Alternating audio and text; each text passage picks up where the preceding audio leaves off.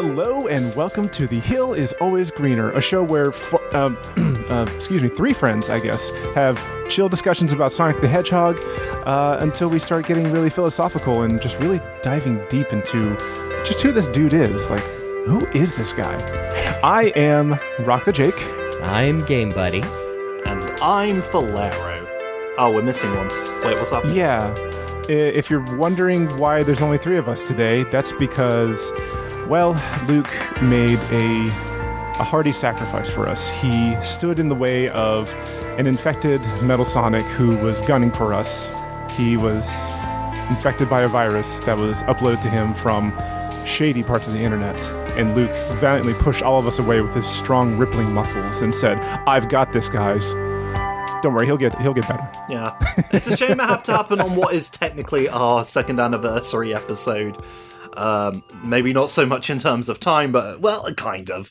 The closest thing we had to it this year. Actually, technically speaking, the April Fool's episode was our anniversary episode, if you get down to it. But as far as actual episodes of the podcast are concerned, this is the real one, and unfortunately we could not have Luke here.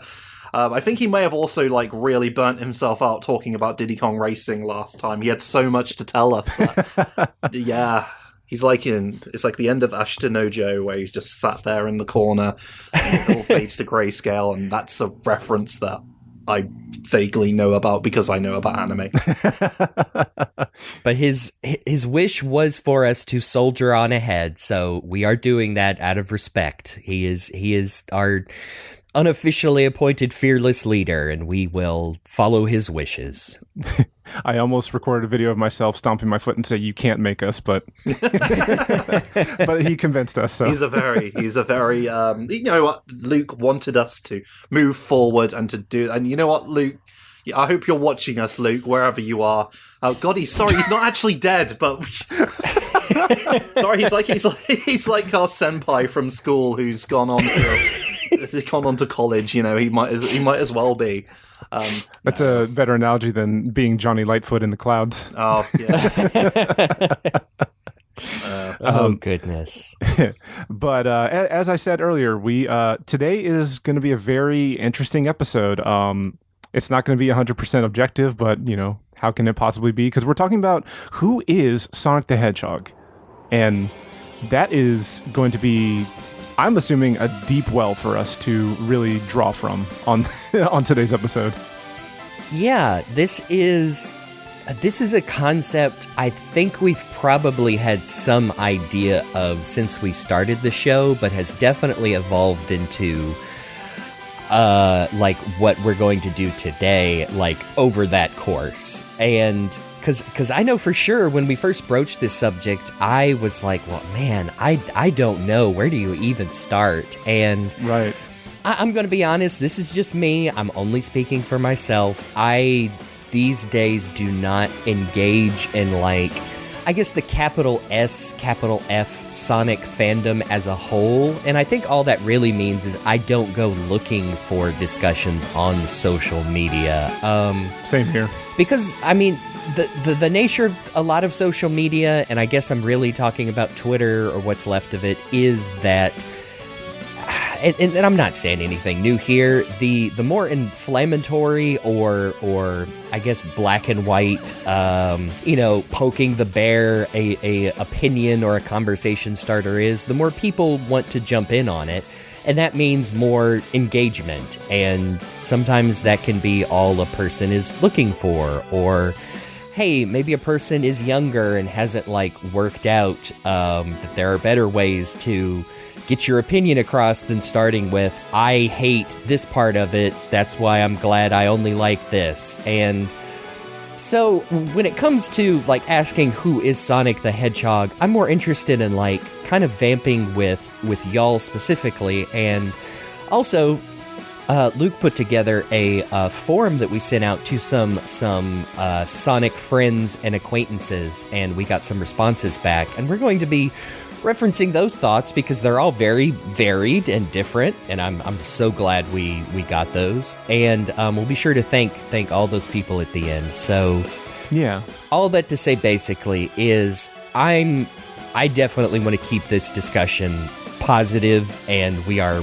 open to all opinions, but I really do not enjoy, like, people that are very adamant about hating lots of aspects about Sonic the Hedgehog. Like, of course, there are things I do not like or wish are better, but it seems like a lot of the fandom, quote-unquote, these days is just very negative. And I'm not saying that as a, like, you know, a platitude, like, can't we all just get along? I'm saying that as, like, I really want people to re-examine, like, do you like this thing anymore? Because it's okay if you don't. Yeah. If you can only talk negative things about it, then maybe it's time for a little break, which Yeah. you know, I feel like is part of why we started this show. So even when we get bummed out about Sonic things, like we are always looking for good things to talk about. And hey, if you've listened to this show, you know we are full of criticism for you know, the corporate parts and Sega as a company. And so again, this is not a, you know, this is not just a like, oh, I don't know about that, I'd rather just be happy. So I hope this episode is just a good discussion of the things we believe Sonic the Hedgehog to be. Yeah, like, that's the thing. It's perfectly fine to be critical of a thing you love. I mean, have you heard our podcast? That it does as much positive as we try to be. We try to look at things through a critical eye, and we have our own opinions, and, you know, it's going to be like that when it comes to something you really care about. So I get why fans get upset, and I just choose not to get involved with those discussions because they are bad. So, Yeah. and it is just, like, a lot of the time it is going to be people just, like, their emotions are flaring over something, and it's perfectly fine to get upset about it. I'm not even going to be saying, like, you shouldn't be doing this, because, you know, the internet, social media and the internet is arranged in a certain way to sort of encourage us to hate each other. That is just the way it is. And like Jeremy was saying, like, some people, like, really do sort of make money on being this negative because it draws eyes to things. God, I hate to say this, but it's true.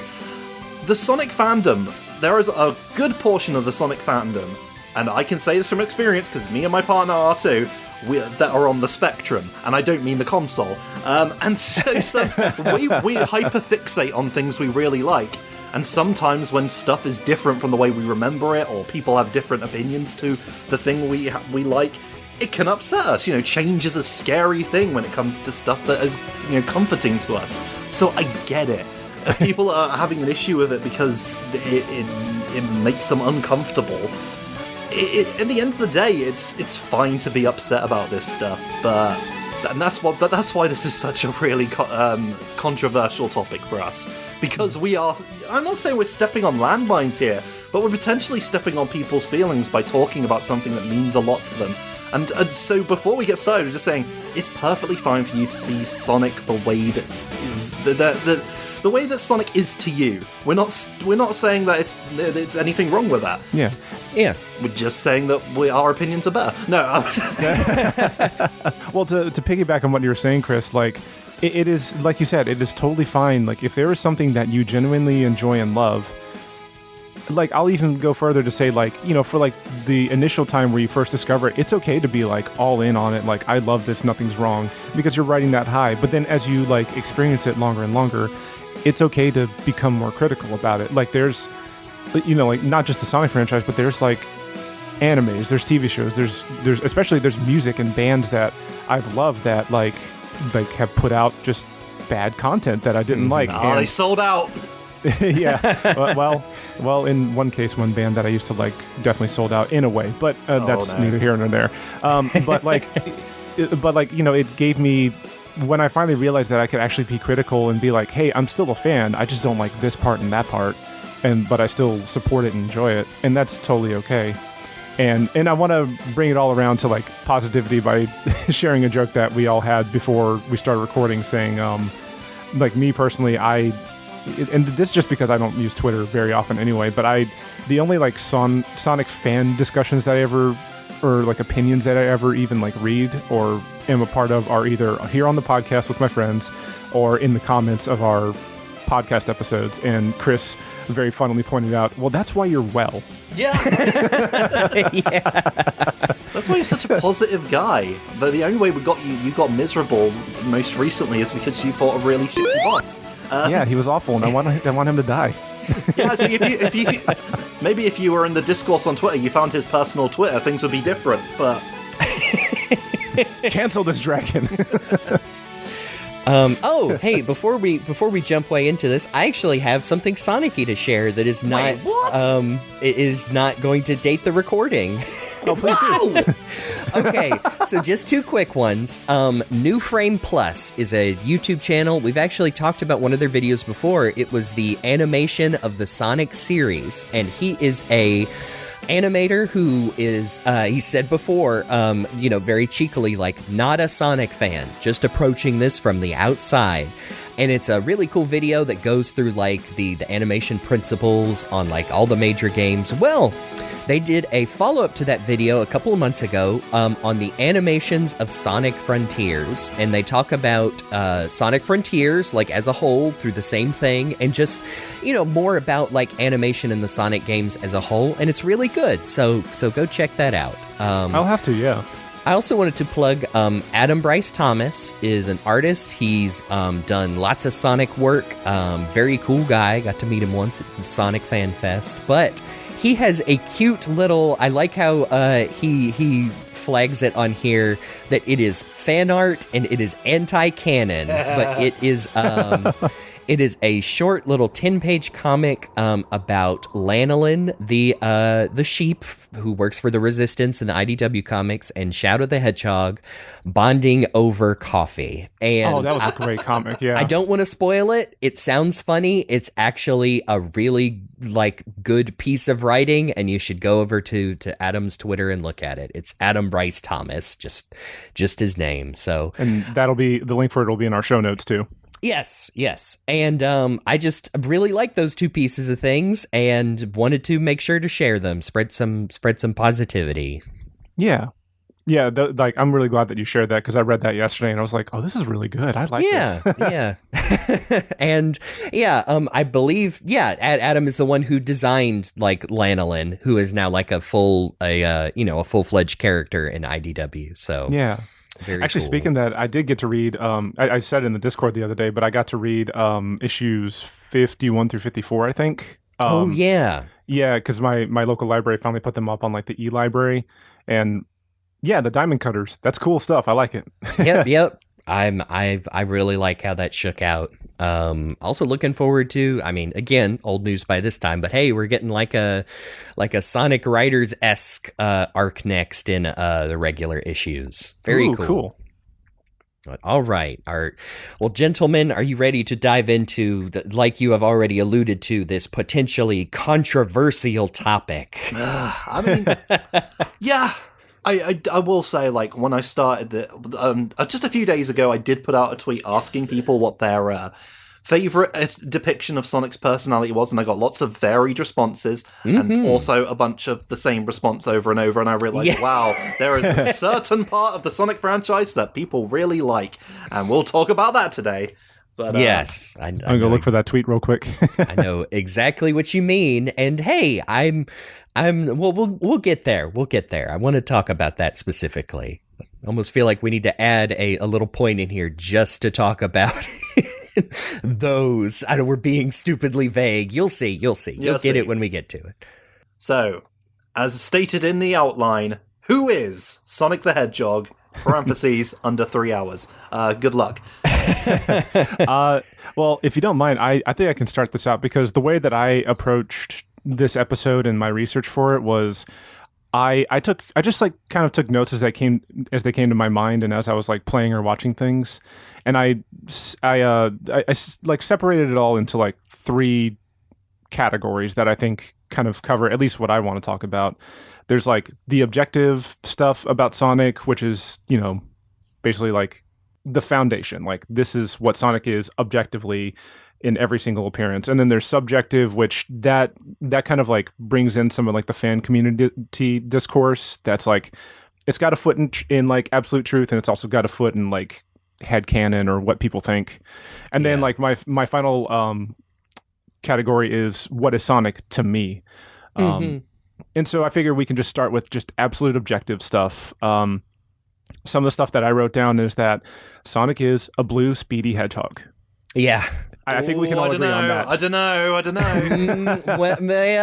Well, that ties into, we have covered a lot of Sonic's like very, very starting origins, include in both Japan and America and some of Europe. And that's the funny thing is some continuities, he started out as just a normal drab brown hedgehog who just happened to be quicker than everybody else. But he did quickly become blue. Yes. And in one story, he's I guess the reincarnation of a fighter pilot. So I don't know. Yeah.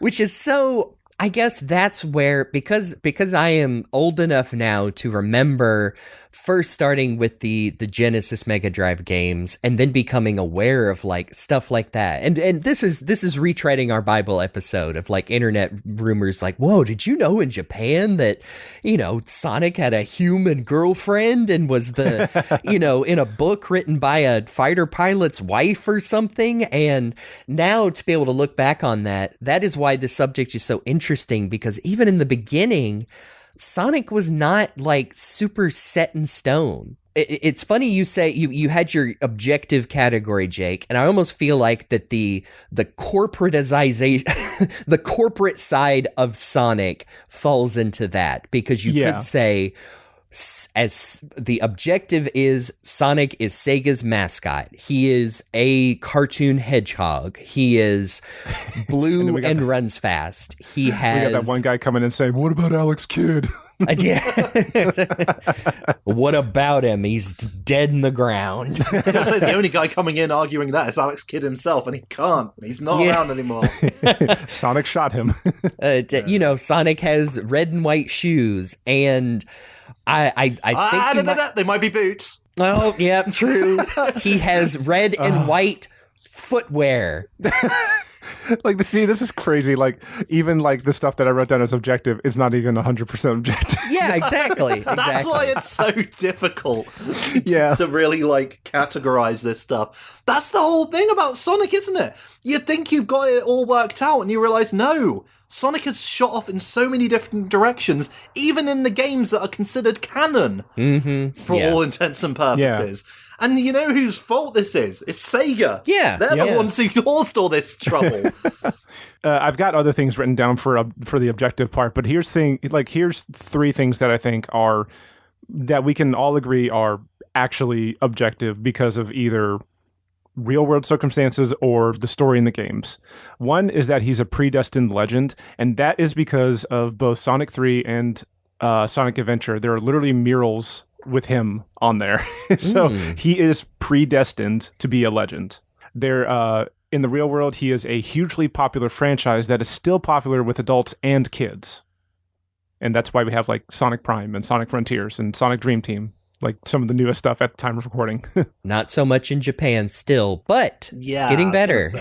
Yeah, Frontiers, they like it there.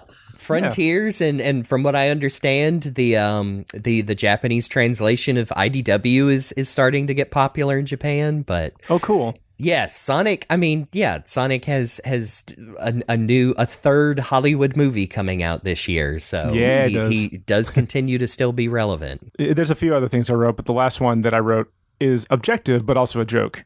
Miyamoto is not his mom. Yes, correct. In every sense of the word. Yes. And I only say that because when I was writing my notes, I thought about that jokey part of the video where it's like, who's Mario's mom? And just Miyamoto just points at himself and nods. Oh, yeah, I forgot about that. Well, I mean, if you wanted to get, hey, we're getting philosophical, Shigeru Miyamoto might be considered Sonic's, like, great uncle, because, I mean, I don't think you can deny that, without Nintendo and Mario, like, Sonic would not exist as a rebellious mascot. Which, to tie into one of the things we've written down here, we talked about the original, the Bibles that have a ton of info in it, but then a lot of it didn't get used directly. But a lot of Sonic's early attitude seems to have come from those, and especially this one that says like, okay, what did Sonic's creators, specifically Sega, what did they have to say about his personality prior to the big soft reboot of the Dreamcast era, which was I've been looking for that.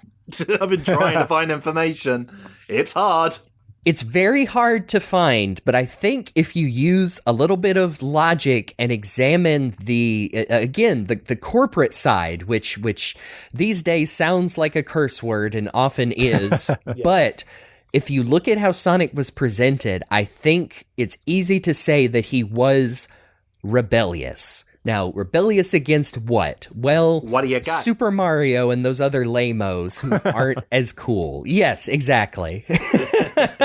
Which it's interesting. Okay, side note that might dip into a little odd political tangent, but people do like to consider Sonic punk rock, and I might as well. I would say Sonic is punk rock in a more modern sense, that he is rebellious against oppressive authority. But, and I'm no expert, but I'm just slightly learned. If you look into like the early history of punk and like the punk movement, it was kind of reactionary into where it is a reaction to what the rest of the world is happening. And if you go far back enough, you see like punk did not always have this like progressive reputation. Like that's where you get the skinheads, who were like actually used to be not neo-Nazis, but now are 99% associated with that. And how you have like even people in punk music who like are now completely opposite and are now, would be considered like very politically conservative. But I think that's all to say is that like using rebelliousness and punk in a corporate setting is how you potentially get some confusing personality issues from a character.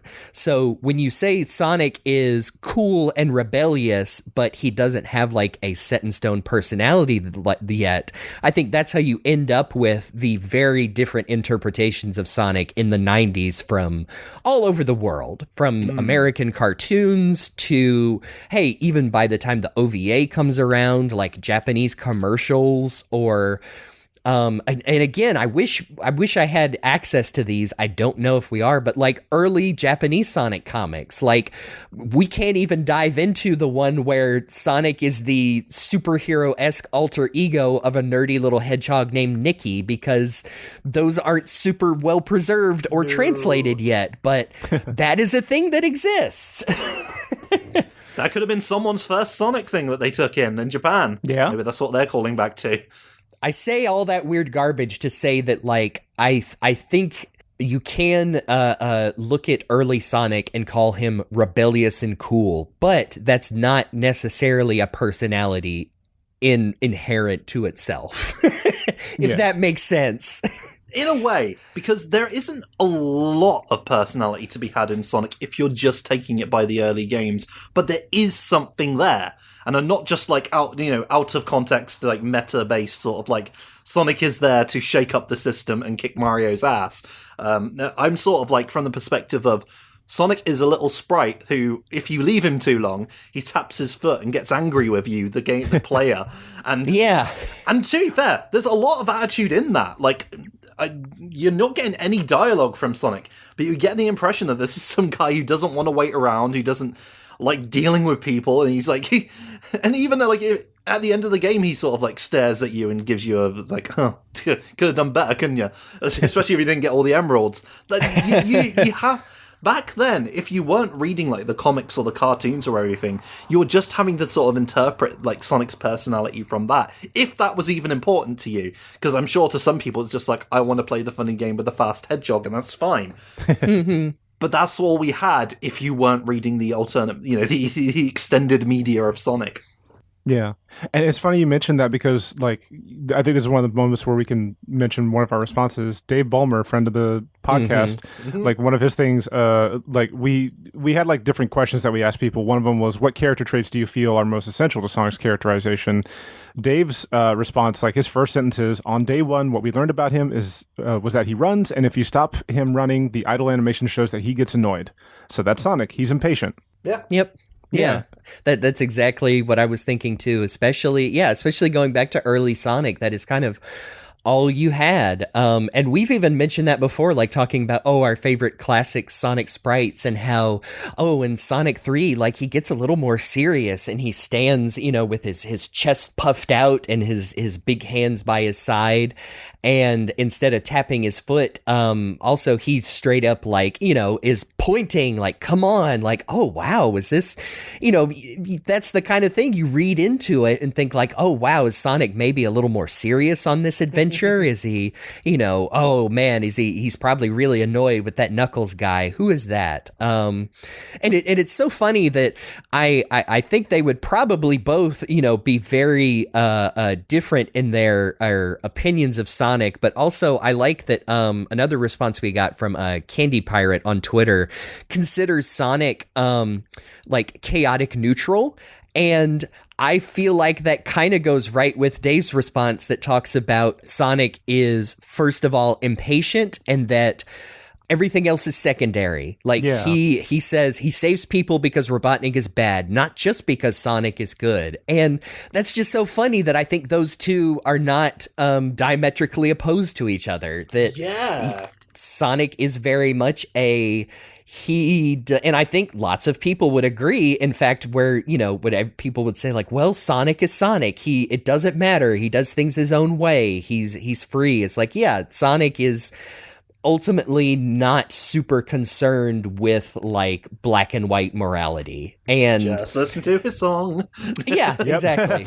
Yeah, I'd love that. That was a somebody else made that as a response. We will get to their whole response later, but Evan Stanley, writer artist for the Sonic comics, boiled down a lot of their responses to TLDR, too long didn't read, when in doubt listen to It Doesn't Matter on repeat. And I agree. Yeah. I guess that's it. That's a good jumping off to get into Sonic's essence, like past and present, and into like what older stuff before. And we're just creating like an arbitrary like line here with like Sonic Adventures, like the soft reboot reunification of the official Sega characterization of Sonic moving forward. But what stuff before that still hits for you personally? Like older media that, people would argue like, well, that's not quote unquote canon anymore, but does it still hold up for you? I mean, I'm a British Sonic fan, so like, that's the thing. Like, so much of Sonic's media that I was taking in that wasn't the games was stuff from quote-unquote non-canon material, even if it was all stuff like licensed by Sega. So I was watching stuff like the cartoons, I was reading Sonic the comic, and a lot of that does still, like, even though I know Sonic is different now as a result of like everything that happened from Sonic Adventure onwards and the unification, if you call it that, but so much of it still feels relevant to me. Oh man, Sonic in the cartoons, in the comics, he was always a bit brusque, and I think that's a reflection of who he was in the games itself. Because we mentioned he looked like he was grumpy a lot of the time. He's staring at you, he's looking at you, and he was like maybe a little bit arrogant. And I feel like that aspect of Sonic sometimes gets like forgotten about or lost because of like what's happened in the games. Not that Sonic has always been super consistent in everything post Sonic Adventure. We'll get to that, but there is something about Sonic having an attitude, because like the thing that he was called back when I was like enjoying Sonic as a kid was the Hedgehog with attitude, and that kind of like something that stuck with me, because I saw he was this little this little knob that was just like, literally tapping his foot at you and getting mad and people who were being slow, and like so much of the media showed him as being like a little bit arrogant, a little bit full of himself. Like the stuff in the Bible's always talked about him being like kind of like egotistical and like liking his friends, but also like playing jokes and stuff. I don't know. There is stuff from the old Sonic and unfortunately the Western Sonic which isn't as relevant anymore. Although some of it has been sort of like issued back into Sonic slowly over time due to certain writers. But there's so much of that which I really enjoyed back then, and I missed when it sort of like essentially left the franchise. I agree. As someone who has, and I've said this a lot, someone who has experienced most of Sonic the comic recently as opposed to growing up with it, I think now I appreciate Sonic the comic as probably one of the best ways you could have done Sonic's personality. And I know it's not to everyone's taste, including our buddy Luke, who's absent today. And I think that's valid. He comes across as very bristly sometimes. It's not as much as he's been slandered on the internet by people who don't read the comic, but I think STC is the best way to do that Sonic. Like you said, having only the video games and that little sprite that turns to the screen after about 5 seconds and starts tapping his foot. So there are lots of things I really like from Sonic the comic. I think something older media that I would still say is a great Sonic, even now that it's not quote unquote canon. I really love Sonic in the OVA. Yeah. Because I think he has that, like you said, that attitude, that slight self-absorption that is still charming because it's more overconfidence than like true like egotistical narcissism. But that he's still, like he can tell Tails to shut the hell up and let him, catch a nap on the beach and still be his best little bro when they go and make fun of, Eggman at the White House.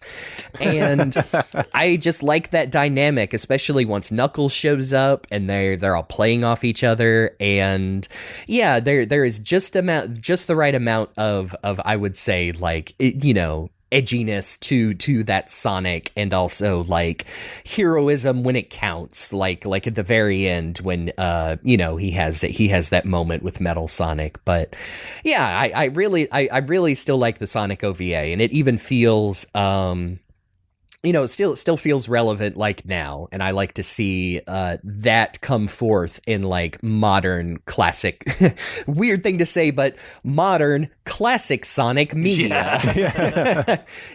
Yeah, I think like based on what we've been talking about so far, it like we're kind of showing that, at least as far as old stuff, but I think also some of the newer things, like he kind of has a base of what you could either call like arrogant or super confidence or like stuff like that, but I think he also shows throughout different portions of media, especially even in the OVA, that like he's not stuck in that. He's flexible because he does, like, by the end of the OVA, he genuinely cares about Metal, because Metal showed that he can also change. Some of the old stuff that still hits for me, I think partially just because it's just so stuck in my head. I think about the Archie special of like Supersonic versus Hyper Knuckles, and how Sonic is just like a twerp in that for so much of it. like he's so antagonistic. But like even though he's like raring to fight with Knuckles, he doesn't want like. I think it's fair to say he doesn't want Knuckles to like stop existing. Like he just wants like time alone with Sally. He wants to be able to, check out the scene with like the special zone that's got all the Chaos Emeralds times infinity and then all the rings and all that. But he also wants to prove that he's better than Knuckles. That's an important part of it is. I think we've mentioned in the past, whether it was conscious or not, like, yeah, Sonic is scared that, oh no, there's this new character and he's cooler than me. Yeah. and like as well, like I think about like Adventures of Sonic the Hedgehog, where Sonic is, I think just like emotionally and mentally, just like on a whole different level than anybody else in the cast, because he's in a way he's existing in the world, but he's also in his own world. like he's happy to help out Tails, he's happy to help out people, but he's also doing a lot of things for himself. Like he always wants a chili dog. He's always looking out for hot babes on the beach and stuff like that. Yeah, Adventures of Sonic is funny because, I mean, you could really argue like some people hold the opinion of that Sonic doesn't really need like super established character flaws or a character arc, and it doesn't really matter if he doesn't succeed or if he like has to fail. But like before Adventure, I would say Adventure Sonic is probably the closest to that, because he has to be the Bugs Bunny. Like Adventures is a very silly Looney Tunes show, and Bugs Bunny, on very rare occasions where he becomes a butt of the joke, like actually fails. Like, no, most of Adventures is, Sonic is too cool for school, although he would, in Sonic Says, he would tell you to stay in school. Yes, absolutely. And always comes up with some funny, silly plan to outwit Robotnik and his henchbots. And sometimes Tails would be there to learn a lesson alongside him. And that I don't think I'm ready to make a super case that Adventures is a good, like carries echoes of modern Sonic. But if you look at it from that, that angle, I think maybe it does.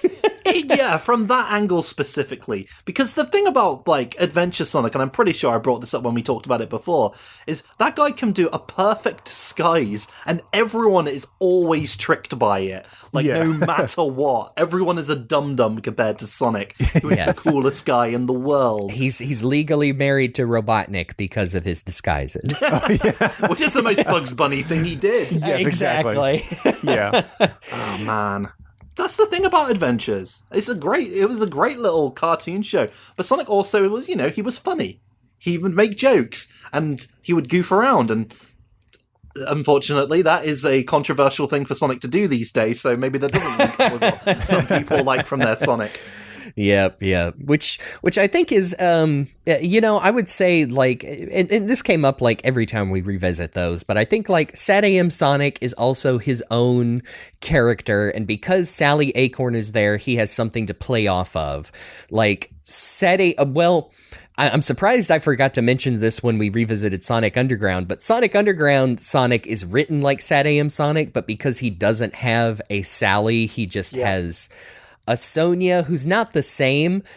It stands out more that Sad AM Sonic is a little, the nicest way to put it is willfully ignorant. He's very impatient to the point of he's uneducated on some things, but because he has a good foil in Sally, that usually works out better for the show as a whole. Like their dynamic pushes the show forward, but if that's not there, then that Sonic just ends up kind of dumb. And we've already, at this time, you'll already have heard our thoughts on the last batch of Sonic Prime episodes, and not to jump ahead, but I'd say that's probably a bad example of how to do a Sonic who needs to learn something, because Sonic Prime Sonic spends the whole time learning the same thing, and anyway. When he doesn't have a good person to bounce stuff off of. That's why I like the dynamic between Sonic and Tails a lot in the modern games, because the Sonic, impatience and ignorance is toned down, but then he will bounce stuff off of Tails and, end up saying like, well, you're the expert, Tails, and I trust you, little buddy. And that's more pleasant. Yeah. It is more pleasant. There's part of me that does enjoy it though when Sonic's like, oh yeah, come up with it yourself, did you? Yeah, don't worry about it. I'm the smart one. Yeah. Sorry, maybe I read a bit too much British Sonic recently, but I do like, that's going to be like part of the discussion, by the way, is how Sonic treats Tails, because that in itself is a controversial thing. Yeah. And it's I would argue, and again, we'll when we're done with this episode, we'll quit saying we'll get to it. But that is another example of how I don't think there is a perfectly consistent line of Sonic, whether you're only reading the Sega of Japan, the Japanese stuff, all the way through, because these characters are more than 30 years old. Like there is no way, unless you had like one guy or, one person from the beginning who has been guiding Sonic through the stories. And guess what? That's usually not how franchises, especially video games, work. So right. Anyway, to move on a little bit, if we wanted to be a little mean about older Sonic stuff, or it doesn't even have to be, is there some official media that stands out for you that gets something wrong about Sonic that you just say, well, I don't like that anymore, or don't like this? Again, we don't have to dwell on it, but is there something that comes to mind? I guess for me, even though I think in my heart I'll always appreciate the dynamic between Sonic and Sally, I guess both in Sat AM and especially the comics, I'm definitely glad that we're past the Sonic love tetrahedron stuff from the Archie days. That in a way, I'm glad that the Archie series like shows that Sonic also has the emotional depth to be able to care for somebody that deeply. But with all the soap opera, the furry soap opera stuff, yes. That's at this point, like, that's not needed. That's some negative stuff that we don't need anymore, and I'm glad that we're past that.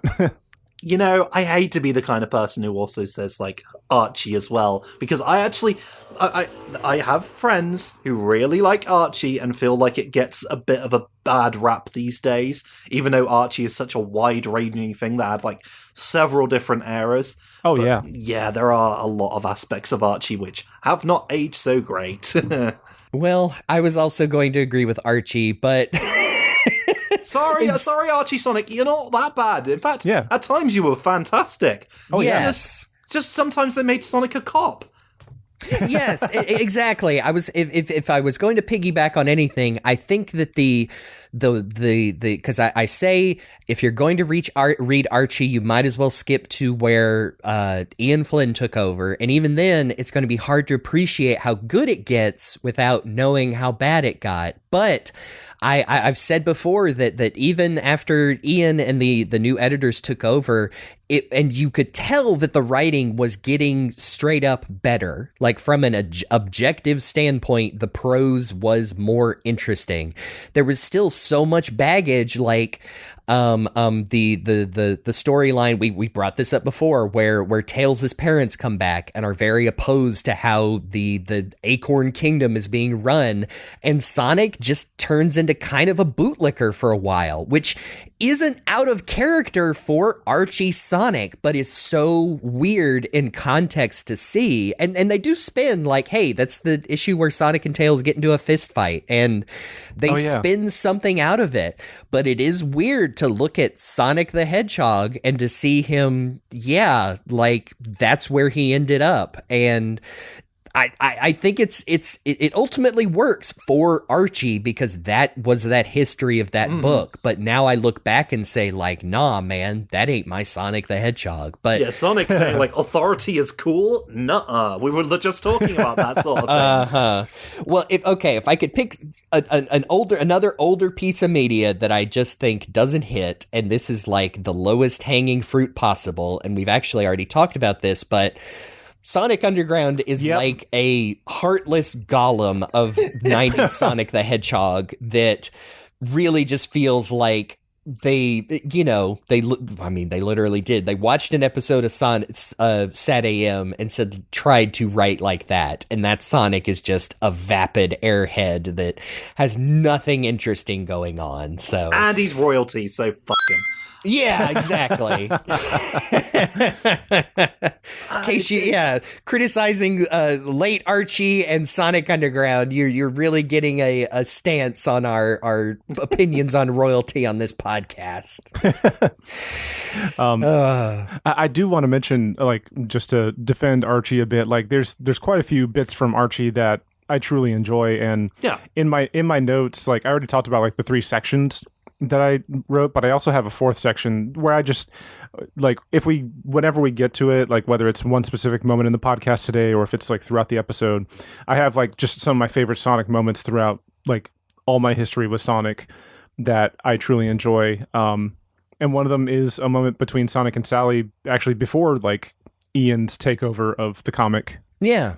Well, Yeah. I think that might even fit into like, what is your, and now opening up, like, do you have a perfect example of what makes Sonic the Hedgehog Sonic to you? And I mean, to piggyback off what you were saying, Jake, like, yeah, I have plenty of like criticisms and anti-nostalgia for early Archie, but late stage Archie, especially post the first soft reboot, the issue 252 after the first Mega Man crossover, that might be some of my favorite like Sonic fiction period. Like we did the Champions arc on this show, and it's just stuck with me ever since then. It's like, man, this is really like quintessentially boiled down to what I like about Sonic. Like there's so much stuff going on in it. Yeah, it's like simultaneously an adaptation of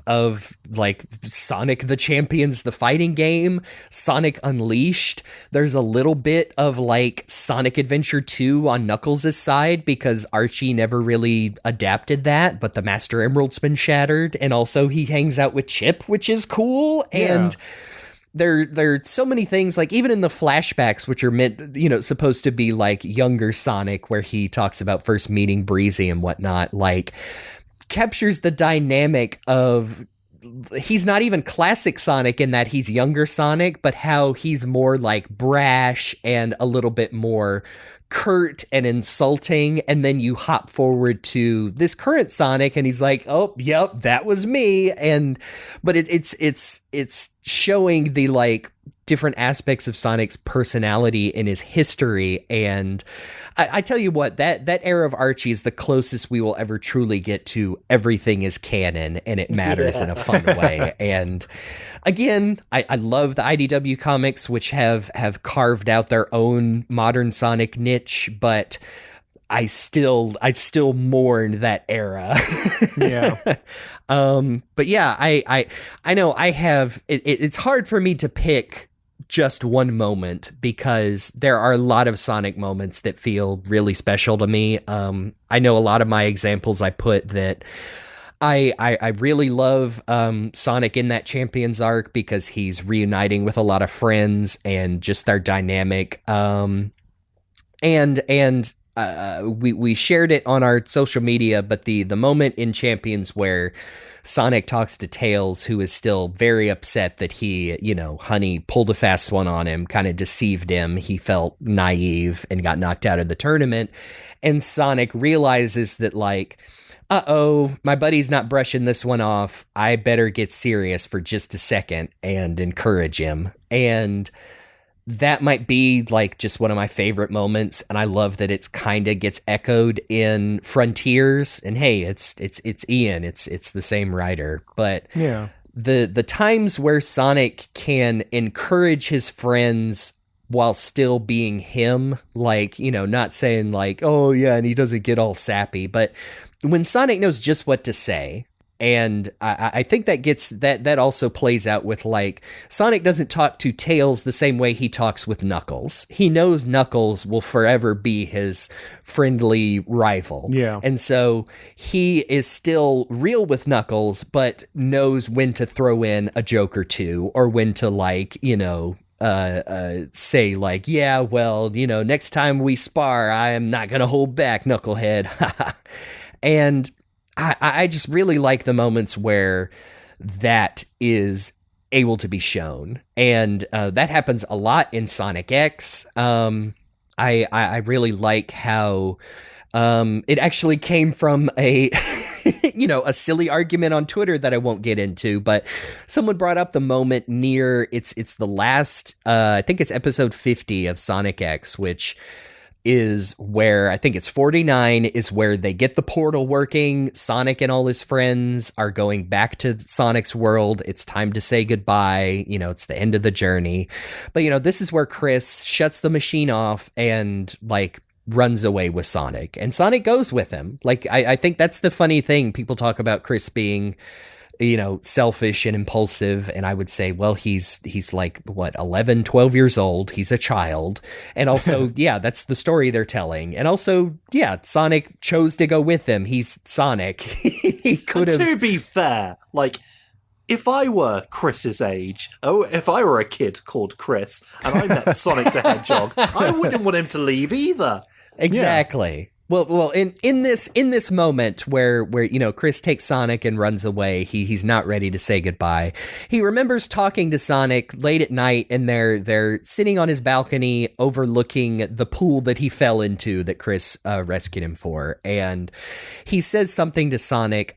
He asks him. He says, "Do you really want to go home, Sonic? To your own world?" And Sonic thinks about it for a second and says, yeah, not really, I guess, you know, because I know no matter what, I'm not going to change. Or you could also, I think you could extrapolate that line as, I'm the same no matter where I am. So I guess it doesn't really matter if I go back to my world. And I like that aspect of Sonic. I think it even goes back to, the very beginning of Sonic X, where the first thing he does is he does worry about his friends, but then hops up and says, like, well, it's all going to work out.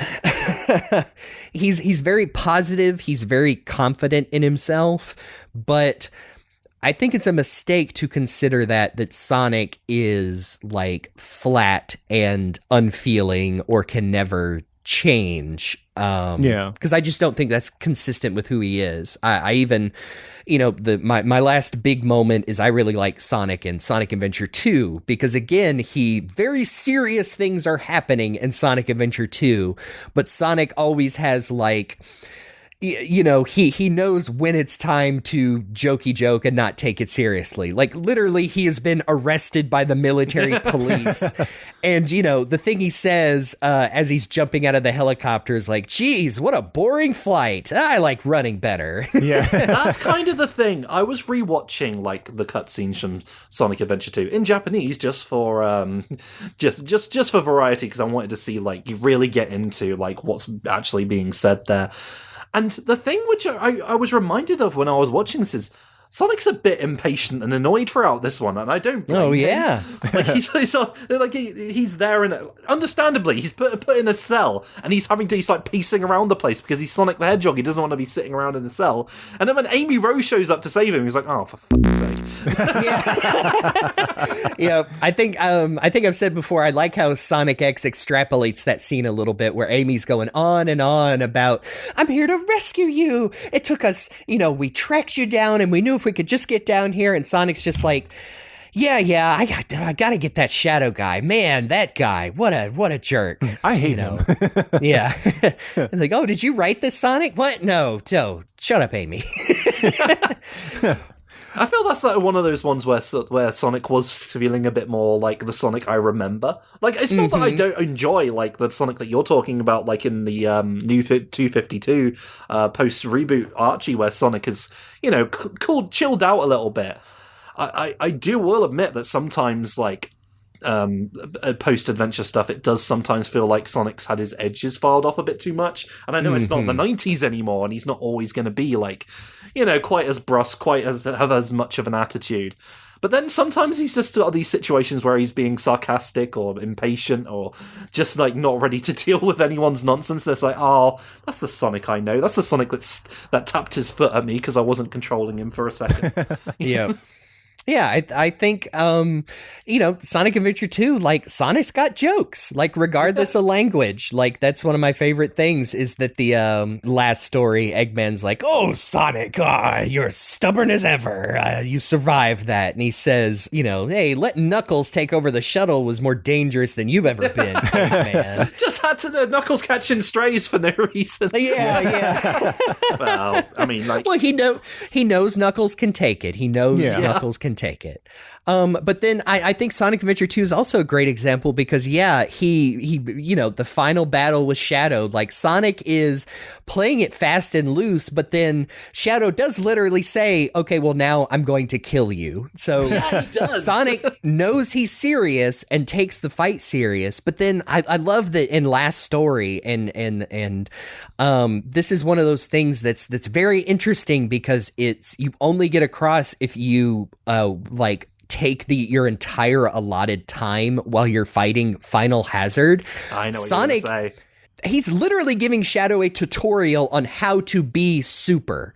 Like I know that there is a meta thing there. Like they need to teach you to play the game, but Sonic is like. And this is in my head, this is not explicit in the text, but like Sonic knows what it's like to be super. He's done it a dozen times up to this point. And so he probably immediately senses that this is going to be hard for Shadow because it's the first time he's done it. So, hey, he's Sonic the Hedgehog. You tried to kill me 5 minutes ago. Hey, man, water under the bridge. We're fighting together for the greater, for the greater good now. So he's very encouraging. And you're right though, because even Shadow's like saying this super form is taking a lot out of me. Like during, he actually admits to that. Maybe it's just because I was watching the Japanese version. I don't know if it's different in English or not, but yeah, like. I think it's similar. I know, and I'm thinking in English because it's funny because that's one of those to where I know that if you look in the game's files, like they couldn't get David Humphrey back, so there are a couple of Shadow lines that Ryan is doing. Oh, okay. It's like I might throw him in here if I can find it. I think it's the the glowing spot, Sonic. Aim for it. He's still very powerful. What kind of monster is this? How are you doing, Sonic? The red swelling may be a weak spot. Sonic, aim for it. Sonic, what are you doing? You're almost out of rings. Switch places with me. It's interesting.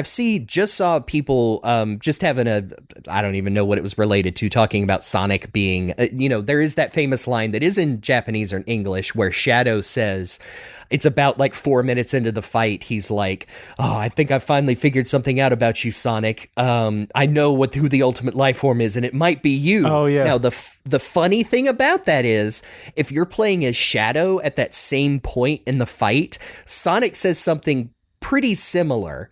If I remember correctly, it's something like, wow, Shadow, you really are as strong as you said you were. You can do this. Which I just love that because I think it goes back to, like you said, even Dave talking about Sonic, like, doing things because he knows they're right, not just because Sonic's a hero, is that, yeah, Shadow was trying to blow up the Earth just a little while ago, and then he understands that, well, this is bigger than all of us now, and yeah, Shadow's my friend now. I just think that's a great example of that side of Sonic that is rebellious in a way that no other Sonic character is, I don't think. You were talking about Sonic Adventure 2, by the way, that I was just, when I was rewatching it, there's a part where they catch up with the president's limousine and Sonic just like leaps right in there, and the president's just like, "Who the hell are you? What are you doing here?" And Sonic's like, "No, shut up. Listen, I've got the situation under control." And that's just like this wonderful moment. It's like Sonic's nonplussed about talking to the president. He's just like, right. Yeah, sorry, Eggman's causing problems. Oh, I'm going to take care of that. Tails, you go over there. He's like, "What are you doing here? Don't worry about it. I'm Sonic. Shut up."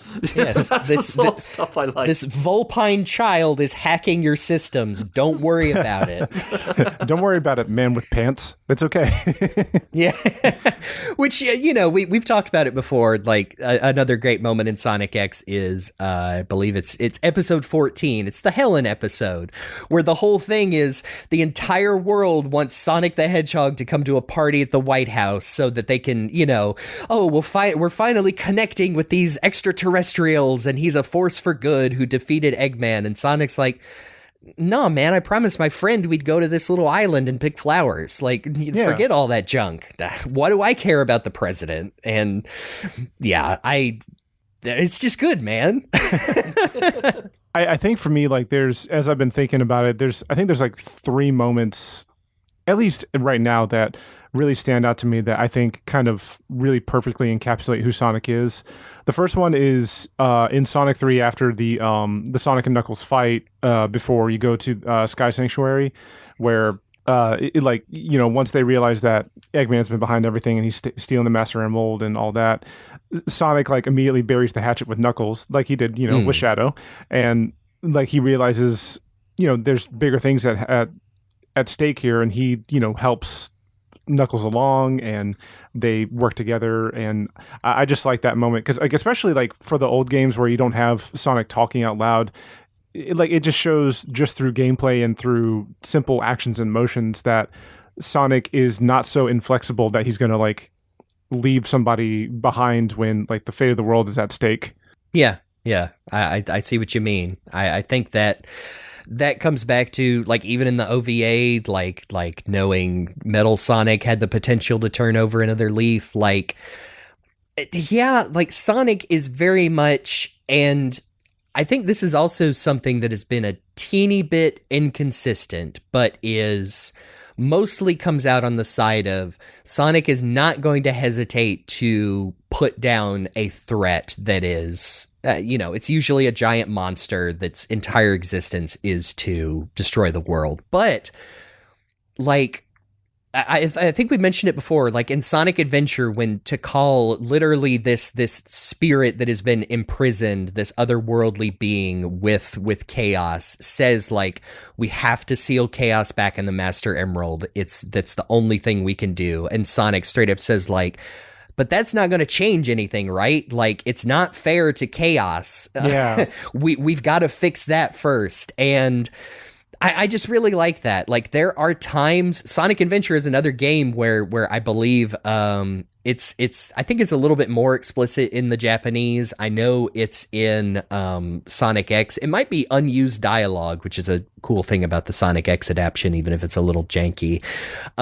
Sonic and Eggman do literally say, like, this is our final fight. I'm going to end you once and for all. They are pissed at each other. I think that gets more into, should probably save this for a next discussion. I think that comes more into Sonic's own emotions and how he tends to handle them. So I'll save that for in just a few minutes. But I did have two more examples that I wanted to share. Go right ahead. Yeah. Sorry if it sounded like I was trying to move on. Oh, no, it's okay. The second one I wanted to mention, and this is one of my favorite moments from just like Sonic media in general, is I really enjoy Sonic and Sally's final moment before he has to destroy that alien weapon from, I think it's issue 150, like when the aliens come and they're going to like blow up the world, and he has to like spin around the... Yeah, I think that was that 75 actually? No, 120. It was a big anniversary milestone. I think you're right. It was around there. You could really see like the depth of emotion between the two of them, especially as like, like Sally thinks that like this is Sonic's like final thing, like before he dies. But of course, if you read the comic, he gets shot out in space. Tossed in space. Tossed, yeah. That has always stuck with me. I just really enjoy that moment from like a character writing perspective of like, if you ever wanted to make a case of Sonic and romance, I think that would be one of the moments, if not maybe one of the top moments that you could pull from, of like with the fate of the world in line, this adds to the scene and this works. And I think that also, like, even though old Archie stuff isn't necessarily canon anymore, whereas obviously like Sonic 3 and then my next example are, it still adds to Sonic's personality and like who he is as a character. But my final example, and I'm sure this will change like even within a month's time, but my final example of like what I think really rounds out who Sonic is one of my favorite things about Sonic Frontiers is genuinely is all the interactions that he has with Tails on the third island, because like I remember when we were talking about that in our episode, and I was like genuinely blown away at just how much Sonic cared for Tails, and like even though it's another instance where the fate of the world is on the line, Sonic's actually taken a moment to like, hey, let's stop and talk about this, like what's going on in your heart and in your head, man, let's talk about it. And that is that's official, that's canon, and it's there because of the fact that we've had, 30 years plus of Sonic. And even though they don't have, canon ages, like we've said a few times, they're definitely showing their history together. and they're not ignoring it. And I love that they've embraced that, and that has added to Sonic's character because, you know, he and Tails have spent so much time together that Sonic can be jokey with Tails, but like, as we've said, like when things get serious, Sonic will slow down, and especially for like one of the people he cares for the most, he will like check in on his mental health. And I love it. And Yeah. I think that's like one of the most recent ways that I think has really rounded out his personality in like one of the best ways. So yeah, Sonic 3, that specific Archie issue with Sonic and Sally, and then Sonic's interactions with Tails for Frontiers. I think that's kind of like my trifecta of who Sonic is. Yeah. I mean, part of the reason that last one happened is because Sonic Forces sucks.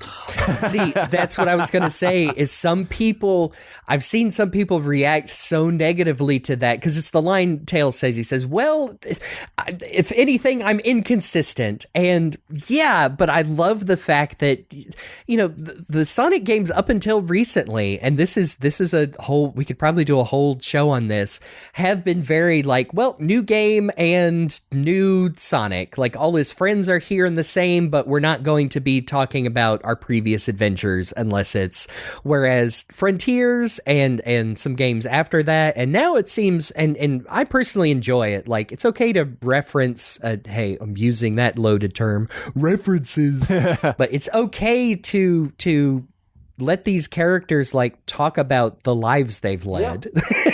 Like from a story point. And so that's why I like that. It's like, yeah, you could completely have ignored what happens to Tails and Forces and still had probably the exact same, moments in Frontiers. But I think it's stronger for acknowledging it and incorporating that into like Tails himself, Tails and Sonic growing as characters through that interaction in Frontiers. So yeah. I'm glad that it all connects now in a way, but also it kind of upsets me that I have to be like, well, all of these games that are so disparate and different, and all these different interpretations of Sonic himself and all his friends, all of those now have to be canon, and we've got to make sense out of that now. So that's kind of that's the tricky part of it, and that's part of what leads to so much of the issues that people have with having a single idea of what Sonic is, because there are so many different writing teams and so many different people in charge, control of these things, that lead to them having to do a scene where Tails is like, oh man, I sucked in those last few games, didn't I? Yeah. And it's more than that. It's different writers who are always going to be have everything, gone over with a fine-tooth comb by Sega and their producers.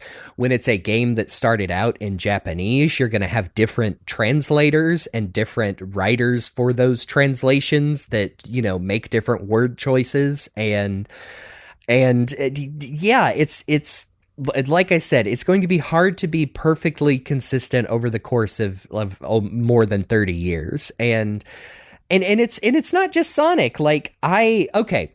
I think this leads into, I think we would be really remiss, just because of the number of people who ticked this box on their not only our responses to our questions, but also your Twitter post. Lots of people still hold up to this day that their perfect example of Sonic is the Sonic from some people said the storybook games as a whole, but most people will say Sonic and the Black Knight and Sonic Unleashed. Yeah. And I just want to I revisited these games, just the cutscenes. I didn't play through them completely, which, you can argue you're losing a lot of the in-game dialogue and other characterizations, which are there. I've mentioned about how much I love how Sonic interacts with the people on each continent in Unleashed, and that's really cute. My argument to that is you would have to play those games all the way through, and I wouldn't recommend that. And even people who really love Sonic Unleashed would be like, oh yeah, you should replay all the Werehog stages, including the one where he's in Eggman Land. You'll have a great time. Yeah. Which here's the thing I want to say about Unleashed. I really do like Unleashed story. I like it as a story on the whole. There's not a lot of Sonic the Hedgehog in it, because there certainly isn't. My own personal preferences for this era of Sonic. I've never been a fan of the 4Kids based cast. It's it's too many reasons for me to list, but I will say, especially when it comes to like the Shadow the Hedgehog game, I think that voice direction always plays a huge part in it. And it's not just your voice directors, because we know from the history of video game recordings and dubbings as a whole is that the voice directors are also usually like taking orders from the producers, and that can be a producer from Sega America or a producer from Sega Japan. We know Yuji Naka was, for some reason, very involved in the English voice recording. So when I say that I don't like the 4Kids cast because I think it messes up the tone, I'm blaming it on Sega. I'm not going to go through all of it to where, you know, one of the reasons they changed the cast was to be consistent with the non-union anime dub that was done in New York versus the union actors in San Francisco and California. Like I said, that's internal corporate politics that is worth criticizing and discussing. But I'm just saying that, yeah, when I say I like basically that era only in Japanese, it's because I just don't feel like those voices convey the proper Sonic tone, if that makes sense. Like, I'm not saying Ryan Drummond and the crew are perfect in those games. I think they're pretty close to at least sounding, you know, having the right tone. And hey, you know, Roger and the crew are also not above reproach as far as that all those same criticisms. I mean, we just had Sonic Dream Team come out, and I've seen some of the scenes from that, and I'm like, I'm not sure what happened. Exactly. Again, I come down to it's Sega, man. That's why I'm super looking forward to getting into the Shadow game, because I think I might like the story in that game now that I've not just experienced, you know, playing the game and listening to the English dub, because that game is full of like really bad translation errors, and that is on Sega. It was in-house, and ooh, I'm getting worked up about it. But all that to say, like, I have voice actor opinions, and everybody has them. I get it, man. If you love Jason Griffith because he was your first Sonic and that's how you think Sonic should sound, that's fine, man. I'm not going to argue with you. I went back to experience Sonic Unleashed in Japanese because for that era, and you know, just because it is very consistent, it's always been Junichi Kanemaru as Japanese game Sonic.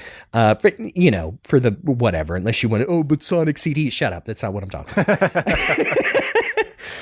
about. So yes, I watched the Sonic Unleashed cutscenes in Japanese. It's a good story. Sonic ain't in it that much because he is played by a different actor as the Werehog. I've said his name before. He's the guy from G Gundam, Shining Finger. That's him. He sounds awesome. Persona 4 and yeah, he sounds great. Tomiskazu Seki. That's it. I always screw up the name, but he is a legend in anime voice acting. And do you know what? I actually really like his Werehog. It's a different take on Sonic. It sounds like a different guy almost. Well, because it is a different guy, I suppose. Yeah. but I like it. I like it more than... And come on. I know this is a big ask for Jason Griffith to go in there and talk like this the whole time. And I guess, you know, it's kind of like... you know, we've talked about this before, that like the fact that Jason plays so many other characters definitely was, and it's not just the English cast. This happens in the Japanese cast sometimes too. But yeah, just maybe a cost saving thing. Like, hey, we will just do an extra long session and you play Shadow and Jet and the Werehog, and it's not even that the Werehog is that bad. It's just the most obvious voice you would do for that character, especially if you were going to have the same person that does Sonic do it. It's, you know, I'm a monster, I'm cookies, which makes it the sadder that, you know, people will attribute a certain scene in Sonic Unleashed to being like one of these great Sonic moments, and it's either Jason Griffith doing the big monster voice, or it is not the usual Sonic actor doing this bit where he's saying like, oh, you know, what does he say again? It's like, do I need a reason to help a friend? Yes, like, exactly. That's a fine little moment for Sonic, even if it's not Sonic technically. No, and the other thing I haven't addressed again is I absolutely cannot stand Chip's English voice. Again, no shade to the voice actor, but we have no idea what they were doing with Chip's voice actor here. No, I really don't understand. Because again in Japanese, I've said this before, and again in Japanese, he has a cute little boy voice. Like he's being played as I think. I don't know, Japanese is so much different with personal pronouns. I think Chip is referred to as a he, but I mean, he comes across as like a little genderless little fairy chihuahua kid, and he's very cute and adorable. He's a spirit anyway, so who knows? Yes.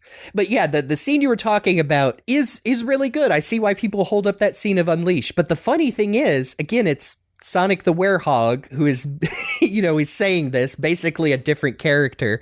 But also, that's the scene where Chip gets all his memories back, and then he straight up looks right into the center camera and explains to you why Sonic is such a cool, good guy. That's it for me. I was watching that again, and I was like, oh, good thing you told me, because I didn't understand it. I didn't, there was nothing to give me that impression, because he's just basically saying, oh, Sonic, you're so strong of heart. That's the reason why you stay yourself when you're infected by Dark Gaia. You're so Sonic. You're such a role model. You're so great and cool and wonderful. Sonic, you never waver. I love you, Sonic. You're great. You're the best character. You don't have any flaws whatsoever. And it's just like, but I mean, okay. And I want to be clear, that's not bad. It's just very blunt and unsubtle. And that's just how it comes across now, revisiting it. Again, I'm not bad. And again, if that does absolutely tell you who Sonic the Hedgehog is. And he does follow that up with Chip says, like, well, now, I have to complete this journey and do it on my own. And he Werehog stretches his arms up. No. Yes, exactly. And he says, like, but I'm the only one that can do this, Sonic. You don't have to come. And he says, well, do I really need a reason to help out a friend? And of course that's Sonic. It's one of those. That's a good line. It is, but it's one of those Sonic moments where I'm like, someone tells you, yeah, that's Sonic. And I want to go, well, yeah, I hope so. Like, I feel like that is one of those moments that, like, that should be inherent to Sonic. I don't not see that in other modern interpretations of Sonic, even if he is maybe occasionally cracking some, kind of cringy jokes in a more nasally voice. Like, that doesn't take away that he's still that Sonic who would help a friend because they're his friend, not just because it's the right thing to do. No, he just says it straight up, and he does it in a funny voice. Yeah. And I guess that's people like, oh, thank God you said it, Sonic. I needed to hear that from you right now. I'm Sonic the Hedgehog, and all of my relationships are transaction-based. And and that is not the only moment in Unleashed it's good, but if you're just watching the cutscenes, sorry, no, I didn't want to interrupt you, but I just had this thought of like Sonic, like what Jake is saying, Sonic being like, oh no, I've got a reason, I've got a real ulterior motive. You owe me for all that ice cream, you gluttonous little asshole. Okay, Jerry, carry on. Sorry. No, I was going to say there are other moments in Unleashed that are really good. Like there's a reason people cling to the opening and the ending because they're really freaking cool.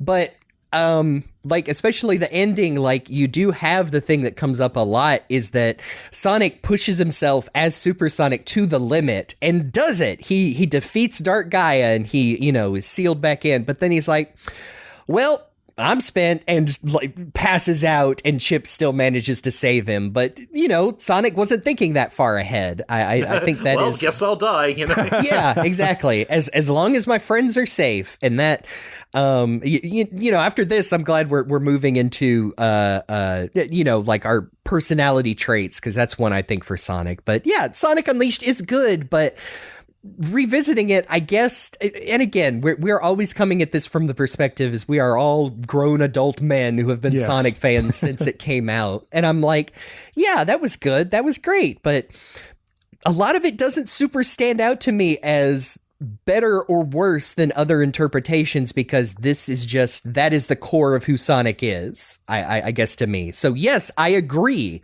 but I wouldn't exactly put it as the be-all, end-all. Now, I don't know if I would agree, because I have preconceived opinions about Sonic Unleashed, which we'll get into another time. Yeah. I just wanted to let Jeremy get the positives out of the way, because they are there. And maybe it's because I just rewatched the cutscenes in Japanese. I was like, oh, you know what, that was all right. Mm-hmm. I could have done without Chip pretending to be dead at one point, and then his spirit comes out, and there's like what feels like 5 minutes of him like being silent and swimming around the place. Which, you know, that ties back to, hey, watch that animation in Sonic Games video, because let me tell you, not to go on a tangent, but I think the Night of the Werehog short, hey, really good animation. Lovely, wonderful. Yes. The animation in the cutscenes in-game for Sonic Unleashed, not good. And I'm not picking on Sonic Unleashed because I would say they're usually not good in Sonic games.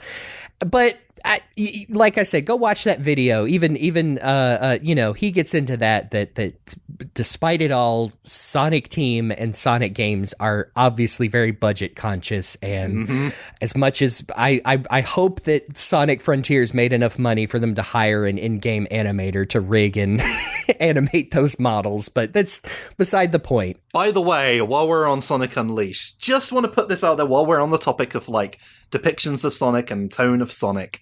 Sonic Unleashed, coming right off the back of the melodramatic nonsense that was 06, did in fact lean a little bit more into the silly humor. And I will say, a lot of it for me does not hit at all, but there was an attempt there. It's a bit more silly, a bit more cartoony. And yet, because it's got such an emotional core that resonates with people sort of look past that and be like, but Sonic Unleashed is peak though, right? That's peak Sonic. But that said, like, people act like when we moved into Sonic Colors, that having the jokey, silly stuff was like, oh, this isn't the Sonic I'm used to. And no. The reason the difference is it's different writers, different voice actor, and Sonic makes the jokes now. But it still doesn't feel quite as tonally distant to Sonic Unleashed as people seem to think. Anyway, moving on. Okay, so I'm glad that we talked about Unleashed first, because the other big one that comes up a lot in Sonic fans, this is my true example of who Sonic the Hedgehog is Sonic and the Black Knight. And I think there is a lot of crossover between those portrayals between those two games. Yeah, because it's the storybook games in general, but people specifically cite the Black Knight, which I find to be fascinating because it implies that people played Sonic and the Black Knight. Me personally, I played, I guess, I never finished Black Knight. I played a decent portion of it, and then I think I got stuck on something where like I beat all the available levels, but I had to like do more, and I didn't know what to do, and I was already getting tired of the control scheme, so I was like, I'm good. And I did beat Sonic Unleashed back in the day, and back then, like, I was much more lenient. I enjoyed my time with it, like, overall. I think the only part of it that I just straight up did not like was the Eggman land at the end where you switch between Sonic and Werehog, and I remember that took me like 20 minutes to beat. It's not fun. Yeah. I will make that statement. Objectively. Yeah. I'm right. Sorry, Sonic fans. No, just kidding. I did play both of the storybook games back in the day, and I did revisit them both, again, in Japanese. And most of the time when we talk about watching these in Japanese, we're talking about Wendy's translations, which are she has a new YouTube channel. We're gonna link to it here, of course. We love Wendy's work. Support her if you can. She's a powerhouse.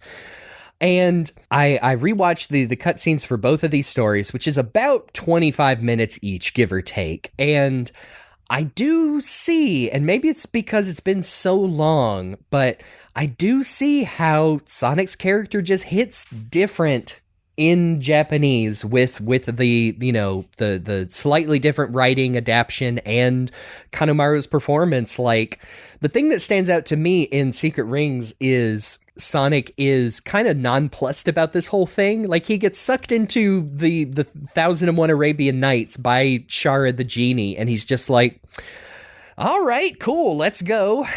He's not exactly paying attention to as she's trying to explain to him. And I think my favorite moment is when they first run across Eggman and Knuckles, which, I can't remember Eggman. He's one of the kings. He's a sultan, but Knuckles is Sinbad. And it's so funny because Shara goes out of her way each time to say like, oh, well, these people might look like your friends for some reason. Maybe it has something to do with your influence, but no, these are the characters of old in the stories. And Sonic just goes, no, that's Knuckles. And he's kind of proven right when Sinbad he says, I think they went to rescue Sinbad for like, oh, there's this fire djinn and we don't know what to do with him. And he says like, fire djinn. Well, if it were me, I'd just throw it in some water. And Sonic's like, yeah, he's Knuckles. So it's that cute little bit of like harmless stubbornness that really comes across is like, oh, that's funny. Sonic's got jokes. He is not exactly buying into this whole thing because he's like, look, lady, that doesn't really matter. You're in trouble, right? You need help. That's all that matters. Sonic is joking throughout the whole game, like, until it gets serious. He's goofing around, he's being anti-authority, he's in, like, I think I talked about it before, but, like, there's a really fun little dynamic between Shara and Sonic in the Secret Rings, where she's kind of being like, Sonic, don't do it, and he's like, yeah, I'm doing it! Sonic, no, man! And it's great, because, I guess it's like the Sonic and Sally thing, but I do enjoy the sort of like a back and forth between a Sonic who's just wants to do what he wants, and a reasonable character being like, no. So, I don't know. Yeah. I think, and other similar, quote unquote canon depictions of that dynamic are sometimes Sonic and Tails, but also Sonic and Blaze. I love when Sonic and Blaze hang out nowadays, especially in like the IDW comics, and you have some of that dynamic as well, where Blaze is like Sonic's equivalent in her dimension, kinda, sorta, but she's also so like, wait, you're telling me this guy is the protector of this world and he acts like this? But yeah, and that, I think that carries forward into Black Knight, because I can't remember if it is the same writers. I think it's is it Shiru Maikawa who wrote lots of Sonic X, and he wrote Sonic Adventure 2. I think he was a uncredited like story supervisor, at least on Black Knight, and that is a very good reason for people to like that game, because he's a good writer for Sonic. I get it. I think that carries forward into Black Knight because there is a lot of that same setup. You're introduced to Merlina, who literally summons Sonic out of an isekai hole in the sky, which is, I guess, even funnier now looking back at Black Knight. And, Sonic was in the middle of we find out later he was on his way to hang out with Amy on at least in her mind, a date. And that's why he's got, I'm guessing why he's got 2 chili dogs in his hands. Does the very cool fight where he's literally beating up these ghosty knight bad guys and is going to take on this evil King Arthur while eating chili dogs, which is, I think that was the first time it was official, like, wait, Japanese Sonic likes chili dogs too? Oh my goodness, the streams are crossing. Do you know what? That happening in a Japanese Sonic game, I thought that'd be a reason enough for some Sonic fans to be like, nope, throwing this one out, can't stand it. They did a Western thing in Sonic, it's bad now. Well, actually, yeah, like Black Knight and Unleashed both kind of canonized like chili dogs and Sonic. Yeah. Oh yeah, I forgot. Unleashed does that too, which is very funny. But it's just Black Knight is specifically in a cutscene. Yeah. Like a fully animated cutscene. But yeah, I do like that they're all the way. That's one of the things I like about Unleashed, is that there are chili dogs. Also, I have a new Sonic Isekai title to pitch, like I did back when we played Murder of Sonic. My new anime hit show that's coming out winter of 2025 will be, I got summoned to the medieval times, but as long as I had my 2 chili dogs, I'll be okay. Yeah, but then he lost one. Oh no. Oh no. Yeah. So that was the most invested I was in this story. Chili dogs. No. No, I think, okay, Black Knight is another one to where the overall story is quite simple. It's not even a specific story from the Arthurian legend. It's just more these characters. You know, it's, let me see, Percival is Blaze, Gawain is Knuckles, and is it Lancelot is Shadow? Yep. And it's more playing on and spoilers for Black Knight, but there's no way you haven't seen this in the discussion about this game, because it's the whole point, is the whole crux of the story in Black Knight is that Sonic thinks the King Arthur has gone evil and is ruling they never say England, but I mean, that's what it is. They mentioned Camelot Castle once, and that's about the closest thing, and a few places, and Avalon, and Kempenders. No. No, they got that from the actual thing. King Arthur has gone evil and is ruling this place with an iron fist, is wanting to conquer and subjugate all the lands with his evil ghost minions, because he's immortal now. Yes, he has the scabbard of Excalibur, which makes him immortal. But that King Arthur doesn't actually exist, which is also the clash between the knights, is because they are bound to serve their king no matter what, you know, the knight's code, chivalry and all that. But then they find out he doesn't exist, which, you know, retroactively makes Sonic right when he pushes back and said, like, hey, look, man, he basically says, like, I follow my own code. And that's where okay, is this where we pull the trigger, boys? That is where Sonic himself says, you know, I'm more like the wind. I'm free. I don't get you. Nobody does. I'm the wind, baby. Okay, let me just be real. I can't tell how many people are serious when they pull out that line about. So I don't want to dwell on it that much. I do think it's funny that he does say it. You know, he says in Black Knight, he's like the wind because he's saying, I follow my own way. I don't follow a knight's code. Whereas all these characters are telling him, including the talking sword Caliburn he has, is like, Sonic, you have to become a great knight in order to defeat King Arthur. And he's like, whatever. That's just not me. But he does verbatim say he is like the wind in IDW, I think the first or second issue when he's talking to Amy, and that's where Amy does her cute, oh, that's Sonic. I just want to say, I don't dislike the metaphor, but treating that as a literal, like, be-all, end-all aspect of Sonic's character. And again, I think a lot of people are just joking, running it into the ground. I really, really hope so, but I can't say for sure when it comes to the Sonic fandom sometimes. It's hard to know, so that is where lots of people get this, but I think they're missing the forest from the trees, because what Sonic is saying is, again, he is rebelling against what other people are telling him, both his allies and the bad authority figures, this King Arthur, who also calls him a pathetic knight. And Sonic is basically like, well, I don't care. I never wanted to be a knight. But then because he says that, they start calling him the Knight of the Wind, which, hey, that's the Crush Party song in the beginning. Yeah. That's why he says that. Yeah.